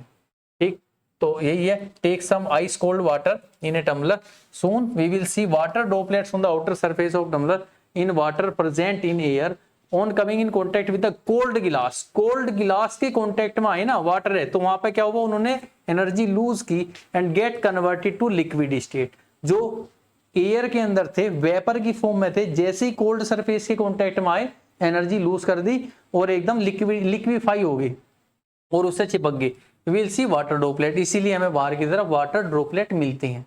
ठीक, next some index questions. Why does a desert cooler cool better on a hot dry day? Desert cooler मतलब नॉर्मल कूलर ही समझो, जो कूलर होता है अगर हॉट ड्राई डे है तब उस टाइम पे कूलिंग ज्यादा क्यों करता है? क्योंकि आपने देखा होगा कूलर के अंदर एक छोटा पंप लगा होता है जो वाटर को चारों तरफ जो सरफेस है उस पर फैलाता है, और सरफेस में घास वगैरह भरी होती है तो और ज्यादा फैलता है, वो धीरे धीरे धीरे धीरे बहुत बड़ी बड़ी सरफेस आ जाती हैं। तो वैसा करते हैं ताकि इवेपोरेशन ज्यादा हो। अब वाटर है, वाटर अगर ज्यादा सरफेस एरिया कवर करके निकल रहा होगा तो वहां पे इवेपोरेशन ज्यादा होगा। Large surface area high evaporation, evaporation ज्यादा होगा तो वो जगह जो घास है, जो वॉल्स हैं कूलर की, वे सब ठंडी हो जाएंगी, और जो एयर बाहर से आ रही है गर्म, वो जब उस ठंडी सरफेस के कॉन्टेक्ट से होके बाहर निकलेगी तो वो ठंडी लगेगी। तो अगर गर्म दिन है, अगर एक हॉट ड्राई डे है, ड्राई डे क्यों लिखा? क्योंकि आपको पता है कि अगर ड्राई डे नहीं है तो ह्यूमिडिटी होगी, ह्यूमिडिटी अगर होगी तो इवेपोरेशन कम होता है, तो ह्यूमिडिटी नहीं चाहिए हमें तो इवेपोरेशन कम होगा। हमें डे कैसा होना चाहिए? ड्राई। तो हॉट ड्राई डे है तो क्या होगा? वहां पे इवेपोरेशन ज्यादा होगा, बेटर इवेपोरेशन होगा, ज्यादा इवेपोरेशन होगा। ठीक है, तो ज्यादा इवेपोरेशन होगा तो क्या होगा? वो सरफेस ज्यादा जल्दी ठंडी होगी, ठंडी होगी तो जो हवा है वो भी ठंडी लगेगी, तो इसीलिए वो बेटर काम करता है। How does water kept in earthen pot become cool during summer? मटका जिसको कहते हैं ना, तो जो मिट्टी के बर्तन होते हैं, मिट्टी के जिनमें वाटर भरा होता है, तो कह रहा उनके अंदर कहता है कि जो वाटर है वो ठंडा क्यों रहता है? क्या रीजन है कि इसके अंदर आप वाटर फिल करते हो तो इसमें तो ठंडा रहता है ना, तो वैसे तो नहीं रहता, तो इसमें ठंडा रहने का क्या रीजन है? तो इस देखो बेटे, अर्थन पोर्ट जो होता है, जो मिट्टी का मटका होता है, इसके अंदर होते हैं छोटे छोटे पोर्स, बहुत छोटे छोटे पोर्स होते हैं पूरी सरफेस पर। तो जैसे ही हम इसमें वाटर फिल करते हैं तो ये जो वाटर, ये छोटे छोटे पोर्स हैं, इनके पोर्स के बीच में से वाटर निकल के बाहर आता रहता है, बहुत कम मात्रा में, इतनी कम मात्रा में निकल के आता है कि वो जैसे जैसे बाहर आता रहता है वैसे वैसे ही वो क्या होता रहता है? इवेपोरेट। वैसे वैसे ही ये जैसे जैसे बाहर आता रहेगा वैसे वैसे ही जो हमारा लिक्विड है, जो वाटर पार्टिकल है, वे क्या होते रहेंगे? इवेपोरेट होते रहेंगे। और वाटर पार्टिकल्स जैसे जैसे बाहर आ रही हैं छोटी छोटी स्मॉल स्मॉल पोर्स में से, वो लगातार क्या होती रही? इवेपोरेट हो रही हैं। इवेपोरेट होंगे कब? जब इस सरफेस से, जो इस मटके की सरफेस है, यहां से क्या करेंगे? हीट एनर्जी गेन करेंगे। तो इस सरफेस से हीट एनर्जी गेन करते हैं और इवेपोरेट होते हैं। तो इस मटके की जो सरफेस है वो क्या होगी? ठंडी होगी इवेपोरेशन की वजह से। जिस सरफेस पर इवेपोरेशन होगा वही सरफेस ठंडी हो जाएगी। तो यहां से इवेपोरेशन हुआ, सरफेस ठंडी होगी, सरफेस ठंडी हुई तो इसी सरफेस के कांटेक्ट में अंदर का वाटर है, तो ये वाटर भी क्या हो गया? ठंडा हो गया। तो जस्ट यही है इसका रीजन, क्योंकि ये मिट्टी का मटका है, मिट्टी का मटका होने की वजह से इसमें छोटे छोटे पोर्स हैं जिनमें से छोटे छोटे वाटर के पार्टिकल्स निकल के आते रहती हैं, इवेपोरेट होते रहते हैं और पूरा सरफेस ठंडा रहता है, जिसकी वजह से अंदर रखा हुआ जो वाटर है वो भी ठंडा रहता है। तो an earthen pot is porous, porous means have tiny pores, है ना, तो टिनी पोर्स, तो इस पे टिनी पोर्स होते हैं, facilitate penetrate of water, penetrate मतलब पार कर जाता है इन पोर्स में से, hence there evaporation from the pot surface, और पोर्ट सरफेस से इवेपोरेशन चलता रहता है। The process of evaporation require energy, अब ये जो इवेपोरेशन होगा इसे एनर्जी की जरूरत पड़ेगी, जो कि वो कहां से मिलेगी? उसे वाटर से मिलेगी, पोर्ट की सरफेस से मिलेगी, जिसकी वजह से वो ठंडा हो जाएगा। Clear? Next, why does our palm feel cold when we put some acetone और पेट्रोल और परफ्यूम ऑन इट? अगर कुछ भी इनमें से हम अपने पाम में रखते हैं तो वो ठंडा हो जाता है हमारा पाम, क्यों? Because of evaporation. तो सेम वही आंसर है कि बार बार वही है कि इवेपोरेशन हुआ, क्योंकि इवेपोरेशन हुआ जिसकी वजह से पाम के अंदर से जो भी हीट एनर्जी थी उन पार्टिकल्स ने खींच ली और वे इवेपोरेट हो गई। अब पाम में से एनर्जी चली गई, हीट एनर्जी, तो इसीलिए पाम ठंडी होगी, तो फील कूल, इसीलिए कूल महसूस होता है। Next, why are we able to sip hot tea or milk faster from a saucer rather than a cup? ठीक है, तो कप के बजाय अगर हम सोसर से कोई भी वाटर या मिल्क, जो चाय, गर्म चाय या गर्म दूध पीते हैं तो वो हम आराम से पी पाते हैं। ऐसा क्यों है? क्योंकि इसका सरफेस एरिया क्या होता है, ज्यादा होता है, और यहाँ पे सरफेस एरिया क्या होगा, कम होगा। तो इसके अंदर से जब पी रहे हैं तो हमने सरफेस एरिया क्या कर दिया, बढ़ा दिया। सरफेस एरिया बढ़ेगा तो इवेपोरेशन ज्यादा होगा, इवेपोरेशन ज्यादा होगा तो ठंडा जल्दी हो जाएगा। ठीक है, तो इसका आंसर बस यही है। आप ध्यान रखोगे कि इसके अंदर क्या होता है, लार्ज सरफेस एरिया होता है देन द कप के मुकाबले में, जिसकी वजह से क्या होगा, रेट ऑफ इवेपोरेशन क्या होगा, ज्यादा होगा, और हम आराम से उसमें चाय या कॉफी पी सकते हैं। What type of cloth should we wear in summer? Same question है, रिपीट हो रहा है। समर में कैसे कपड़े पहनने चाहिए? लाइट कलर के कपड़े पहनने चाहिए, कॉटन के। क्यों? क्योंकि लाइट कलर रिफ्लेक्ट करता है हीट को बेहतर तरीके से, और कॉटन क्या करता है, एब्जॉर्ब करता है स्वेट को, जिसकी वजह से इवेपोरेशन अच्छा होगा और हमें ठंडक महसूस होगी। क्लियर है? Next, convert following temperature to Celsius scale.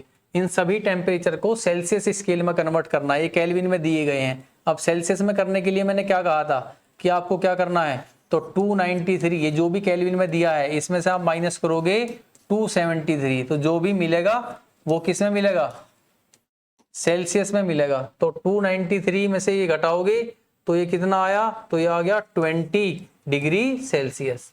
ठीक, ये बी में क्या दिया है, 470, तो फिर यही है 470 में से केल्विन, इतने केल्विन है, माइनस करोगे 273, तो आपको क्या मिलेगा, डिग्री सेल्सियस। तो 470 में से आप इसे माइनस करोगे तो कितना होगा, शायद इज 197 होगा। तो करके देख,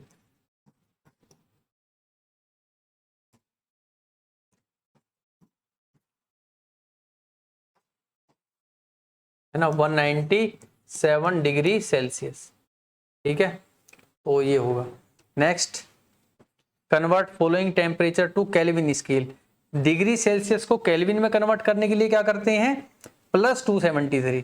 ठीक, तो ये 25 plus 273 that is equals to 298 kelvin.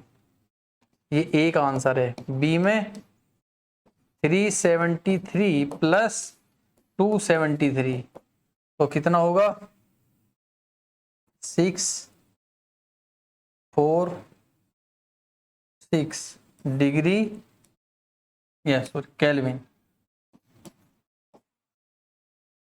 ठीक है, तो ये हमारे क्वेश्चंस थे। To next, give reason for the following observation. अब इनके कुछ रीजंस बताओ कि नेफ्थलीन बॉल जो है डिसअपियर होती है टाइम के साथ, लिविंग एनी सॉलिड। ठीक है, कोई सॉलिड नहीं बचता। नेफ्थलीन बॉल मतलब क्या होती है, जो कपूर की गोली होती है। ठीक, अब उन्हें आप जलाओगे तो कुछ नहीं बचता, क्योंकि बीच में इंटरमीडिएट स्टेट लिक्विड तो आता ही नहीं, और ये जो है डायरेक्ट सॉलिड से किस में चेंज होती है, गैस में, और कुछ भी रेजिड्यू नहीं बचता। तो at room temperature naphthalene ball undergo sublimation where directly converted from solid to gas. बेटे सब्लिमेशन होता है, डायरेक्ट सॉलिड से किस में कन्वर्ट होती है, गैस में, without having any intermediate state, और बीच की कोई स्टेट भी नहीं आती। Next, we can get smell of perfume sitting several metre away. तो काफी दूर बैठे हुए हमें परफ्यूम की स्मेल आ जाती है। उसका रीजन क्या है कि molecules of air move at high speed have large intermolecular space, है ना, मोलिक्यूल के बीच में इंटरमोलिकुलर स्पेस क्या होता है, ज्यादा। Perfume comprise substances that are volatile. Perfume जिन सब्सटेंसेस से बना होता है जिससे हमें स्मेल आती है, वे जो पार्टिकल्स हैं वोलेटाइल होते हैं। वोलेटाइल मतलब कि जो लो टेम्परेचर पे भी गैस में चेंज हो जाते हैं। तो वे वोलेटाइल पार्टिकल हैं, गैस में चेंज होंगे, स्कैटर करेंगे हवा के अंदर, फैल जाएंगे, और less concern over a distance, hence we are able to smell perfume sitting several metre away. ठीक है, तो वे बहुत जल्दी जो है हवा के अंदर घुल के और दूर तक पहुंचते हैं, जिसकी वजह से वो हम उसे को स्मेल कर पाते हैं, क्योंकि वे वोलेटाइल हैं, जल्दी गैस में कन्वर्ट होते हैं, जल्दी फैलते हैं। Arrange the following substance in increasing order of force of attraction between the particles. In particles में फोर्स ऑफ अट्रैक्शन सबसे ज्यादा किसकी है, तो मैंने क्या बताया था, फोर्स ऑफ अट्रैक्शन सबसे ज्यादा किसकी होगी, जिनके, अब जिसकी फोर्स ऑफ अट्रैक्शन ज्यादा होगी ऑब्वियसली उनके बीच की गैप कम होंगी, अट्रैक्शन पार्टिकल के ज्यादा हैं, अट्रैक्शन ज्यादा किस में होंगे, शुगर में। तो सबसे पहले क्या आया, शुगर। अब इससे कम इंक्रीजिंग ऑर्डर बताना है ना, तो सबसे कम बताओ पहले, तो सबसे कम किसकी होगी, तो गैस की होगी। सबसे कम गैस क्या है यहाँ पे, ऑक्सीजन। तो सबसे कम फोर्स ऑफ अट्रैक्शन किसकी है? ऑक्सीजन की। इससे ज्यादा किसकी है? लिक्विड। और लिक्विड क्या है? वाटर। और सबसे ज्यादा किसकी है? शुगर। ठीक है, तो शुगर की फोर्स ऑफ अट्रैक्शन क्या होगी? सबसे ज्यादा होगी, इसके पार्टिकल्स के बीच में सबसे ज्यादा फोर्स ऑफ अट्रैक्शन होगी। Next, what is the physical state of water at 25 degree Celsius? अब 25 डिग्री सेल्सियस, 100 डिग्री सेल्सियस क्या है? बॉइलिंग पॉइंट है, जिसमें वो किसमें मिलेगा? लिक्विड में भी और गैस में भी। अब 100 से ज्यादा टेम्परेचर है तो गैसियस फॉर्म में, और 0 और 100 के बीच में है तो लिक्विड फॉर्म में, और 0 पे है तो सॉलिड फॉर्म में भी और लिक्विड फॉर्म में भी, क्योंकि 0 डिग्री पर वो एक्चुअली में लिक्विड से सॉलिड में कन्वर्ट हो जाता है, लिक्विड से आइस में। और 100 डिग्री पे वो लिक्विड में मिलेगा और गैस में भी, क्योंकि वो यहाँ पे बॉइलिंग पॉइंट है ये इसका, जिसमें वो लिक्विड फॉर्म से चेंज हो रहा होता है गैसियस फॉर्म में। तो ए पॉइंट में हम क्या लिखेंगे? 25 है तो हम लिखेंगे in liquid state, in liquid state. B 0 degree Celsius, तो यहां लिखेंगे इन, अब इसमें क्या होगा? लिक्विड में भी होगा, in liquid as well as in solid state. और सी पॉइंट 100 डिग्री सेल्सियस है तो यहां पे लिखेंगे in liquid as well as in gaseous state. तो लिक्विड में भी होगा और गैसियस स्टेट में भी होगा। Next, give reason to justify water at room temperature is a liquid. Room temperature पर वाटर क्या होता है? लिक्विड। क्यों होता है? क्योंकि जो रूम टेम्परेचर है वो उसके बॉइलिंग पॉइंट से कम होता है और फ्रीजिंग पॉइंट से ज्यादा होता है। ठीक है, तो एक आंसर है because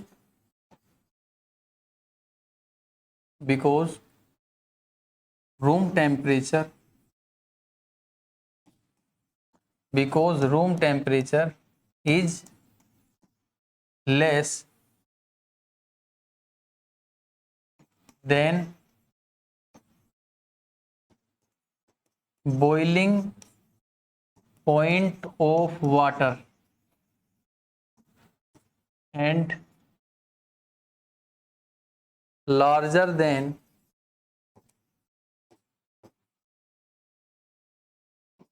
freezing point of water।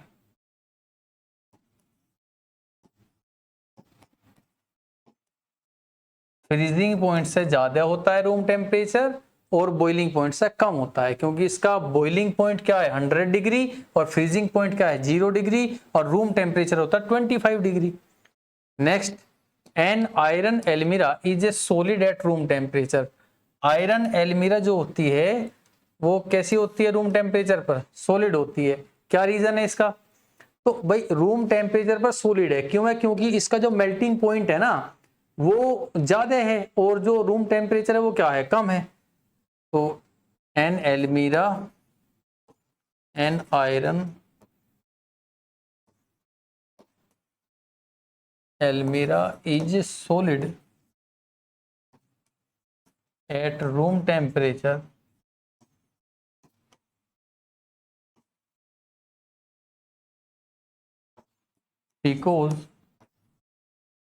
because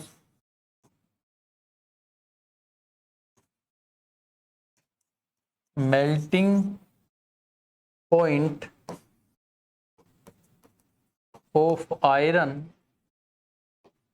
is very high than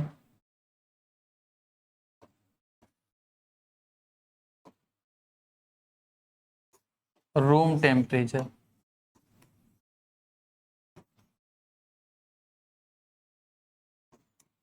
ठीक है, तो मेल्टिंग पॉइंट काफी हाई होता है आयरन का, इसलिए सॉलिड होती है। Next is why is ice at 273 kelvin more effective in cooling than water at same temperature. कह रहा एक तो हमारे पास आइस है 273 केल्विन पर, एक वाटर है सेम 273 केल्विन पर, कह रहा ये ज्यादा कूलिंग करेगी। क्यों? क्योंकि आइस के केस में आपको पता है कि आइस सबसे पहले हीट लेगी, लेटेंट हीट लेगी, और आइस चेंज होगी लिक्विड में। उसके बाद टेम्परेचर चेंज नहीं होगा, तब तक बिना टेम्परेचर चेंज किए सेम टेम्परेचर पर वो हीट लेती रहेगी बाहर से और चेंज होगी लिक्विड में। और ये तो पहले ही लिक्विड है, ये जो हीट लेगा वो उतने हीट से इसका टेम्परेचर बढ़ेगा। तो इसका टेम्परेचर जैसे ये हीट लेगा टेम्परेचर बढ़ना स्टार्ट, लेकिन इसका टेम्परेचर नहीं बढ़ेगा आइस का। कब तक नहीं बढ़ेगा? जब तक पूरी आइस किस में चेंज नहीं हो जाएगी, लिक्विड में। तो कूलिंग के लिए ज्यादा इफेक्टिव क्या है कि सेम टेम्परेचर पर आप आइस लो बजाय कि किसके, वाटर के। क्योंकि जैसे ही आप कूलिंग के लिए वाटर का यूज करोगे तो ये हीट खींचेगा तभी तो कूलिंग होगी। भाई वाटर है या आइस है, आप दोनों को सेम टेम्परेचर पर ले रहे हो। एक बार आपके पास सेम टेम्परेचर पे वाटर है, एक बार आइस है। आपने वाटर का यूज किया कूलिंग के लिए, जैसे ही आपने उसका यूज किया उसने हीट ग्रहण की, उसने हीट खींची, कूलिंग दी, लेकिन टेम्परेचर उसका बढ़ना स्टार्ट हो गया। लेकिन अगर आप आइस ले रहे हो सेम टेम्परेचर पे, तो जैसे ही वो हीट खींचती रहेगी, कूलिंग देती रहेगी, लेकिन वो जो हीट लेगी उस हीट से उसका टेम्परेचर इंक्रीज नहीं होगा। जबकि क्यों नहीं होगा? क्योंकि वहां पे स्टेट चेंज होगी। और आपको पता है कि लेटेंट हीट होती है वो, कि जब स्टेट चेंज होती है तब टेम्परेचर चेंज नहीं होता। तो जब तक पूरी आइस लिक्विड के अंदर चेंज नहीं होगी, उसका टेम्परेचर नहीं इंक्रीज होगा। तो कूलिंग के लिए बेहतर क्या है कि हम किसका यूज करें, आइस का। तो at 273 ice absorb more heat in the form of latent heat. बेटा लेटेंट हीट के रूप में आइस बहुत ज्यादा हीट एब्जॉर्ब कर लेती है ना, to transfer into water, hence it gives more cooling effect. Next is what produce more severe burns, boiling water और स्टीम। अब देखो बॉइलिंग वाटर है 100 डिग्री पर, स्टीम भी चलो मान लिया 100 डिग्री पर है, ये स्टीम है, ये ज्यादा सीवर बर्न करेगा। क्यों? क्योंकि स्टीम का टेम्परेचर ना चेंज नहीं होगा। सबसे पहले वो हीट लेगी और उसी टेम्परेचर पर चेंज होगी पहले स्टीम से लिक्विड के अंदर, ठीक है। लेकिन जैसे ही वाटर कांटेक्ट में आएगा उसका टेम्परेचर तुरंत डाउन जाना स्टार्ट हो जाएगा। लेकिन इसका टेम्परेचर डाउन होगा लेट, सबसे पहले ये कन्वर्ट होगी लिक्विड के अंदर। तो ये सीवर बर्न देगी ज्यादा बजाय किसके, बॉइलिंग वाटर के। तो steam produce sewer Burns, it is because is an exothermic reaction that release high amount of heat which it had consumed during vaporization। Vaporisation में जब ये वेपर में चेंज हुई थी तब इसने जितना हीट लिया था एक्स्ट्रा उसमें चेंज हो, स्टेट चेंज करने के लिए, उतनी ही हीट ये वापस करेगी तब जाकर लिक्विड के अंदर चेंज होगी। तो इसके पास ज्यादा हीट है, ठीक है, बजाय की बॉइलिंग वाटर के। तो ये ज्यादा गहरे जख्म देगी, सीवर बर्न्स हो गए स्टीम के। नेक्स्ट और लास्ट क्वेश्चन, नेम ABCDEF। यहाँ पे ना टेबल दी गई है, इसमें ये सिंबल है, इनके बताने है कि ये क्या क्या यूज, इनके नाम क्या है, ठीक। अब कह रहा है सॉलिड से लिक्विड में चेंज हुआ, सॉलिड से किस में चेंज हुआ बेटे, लिक्विड में, और इस प्रक्रिया को कहते हैं ए। तो बताओ ये प्रक्रिया क्या है जिसमें कोई चीज सॉलिड से लिक्विड में चेंज होगी? तो उसको सॉलिड से लिक्विड में चेंज हो रही है, मेल्टिंग भी कह सकते हैं, फ्यूजन भी, या लिक्विफिकेशन, कुछ भी कह दो। अब फिर लिक्विड से सॉलिड में चेंज होगी तो डी है। तो देखो यहाँ पे डी क्या है, लिक्विड से सॉलिड, लिक्विड से सॉलिड होगा। अब लिक्विड से सॉलिड हो रहा है तो क्या है, फ्रीजिंग। भाई लिक्विड से सॉलिड हो रहा है, फ्रीजिंग, या क्या कह सकते हैं, सॉलिडिफिकेशन या फ्रीजिंग। फिर बी है कि लिक्विड से गैस में चेंज होगा। अब लिक्विड से गैस में चेंज होगा कोई चीज, लिक्विड से गैस में, तो क्या कहोगे, वेपोराइजेशन, ठीक है। तो वेपोराइजेशन या इवेपोरेशन दोनों एक ही बात है, तो ये बी है। सी क्या है, गैस से लिक्विड में, गैस से लिक्विड में चेंज होगी, कोई चीज गैस में है लिक्विड में चेंज होगी, क्या कहेंगे इसको, कंडेंसेशन। तो ये कंडेंसेशन है। नेक्स्ट इज तो गैस से सॉलिड और सॉलिड से गैस, है ना। तो गैस से सॉलिड एफ है, तो गैस से सॉलिड क्या कहेंगे, सॉलिडिफिकेशन, ठीक। तो ये सारे पॉइंट्स हैं जो यहाँ पे टेबल में दिए गए हैं, सबके डेफिनेशंस भी मैंने लिखवा रखे हैं और सारा चैप्टर भी क्लियर है, ठीक है। तो इस पूरे चैप्टर में हमने यही समझा कि जो मैटर है वे 3 टाइप के हैं, सॉलिड, लिक्विड, गैस। और जो मैटर हमारे हैं वे पार्टिकल्स से बने होते हैं, और पार्टिकल्स के बीच में कुछ तरह के कैरेक्टर्स होते हैं जिन्हें वो फॉलो करता है। आप वे कैरेक्टर समझ गए, पूरा चैप्टर आपको धीरे धीरे समझ आ जाएगा, ठीक है। और कैरेक्टर्स हमारे वही हैं कि पार्टिकल्स के बीच में स्पेस होता है, सारे क्वेश्चंस वहीं से आ रहे हैं, पार्टिकल के बीच में स्पेस होता है, उनके पास काइनेटिक एनर्जी होती है क्योंकि थर्मल एनर्जी होती है, एंड द लास्ट इज कि पार्टिकल्स जो हैं उनके बीच में होती है इंटरमोलिकुलर फोर्स ऑफ अट्रैक्शन। तो अट्रैक्शन होगा, थर्मल एनर्जी होगी और स्पेस होगा, और इसी से पूरा चैप्टर हमारा क्लियर होगा, और सारे आंसर जो है, सारे कॉन्सेप्ट्स वहीं से आएंगे, क्लियर, राइट।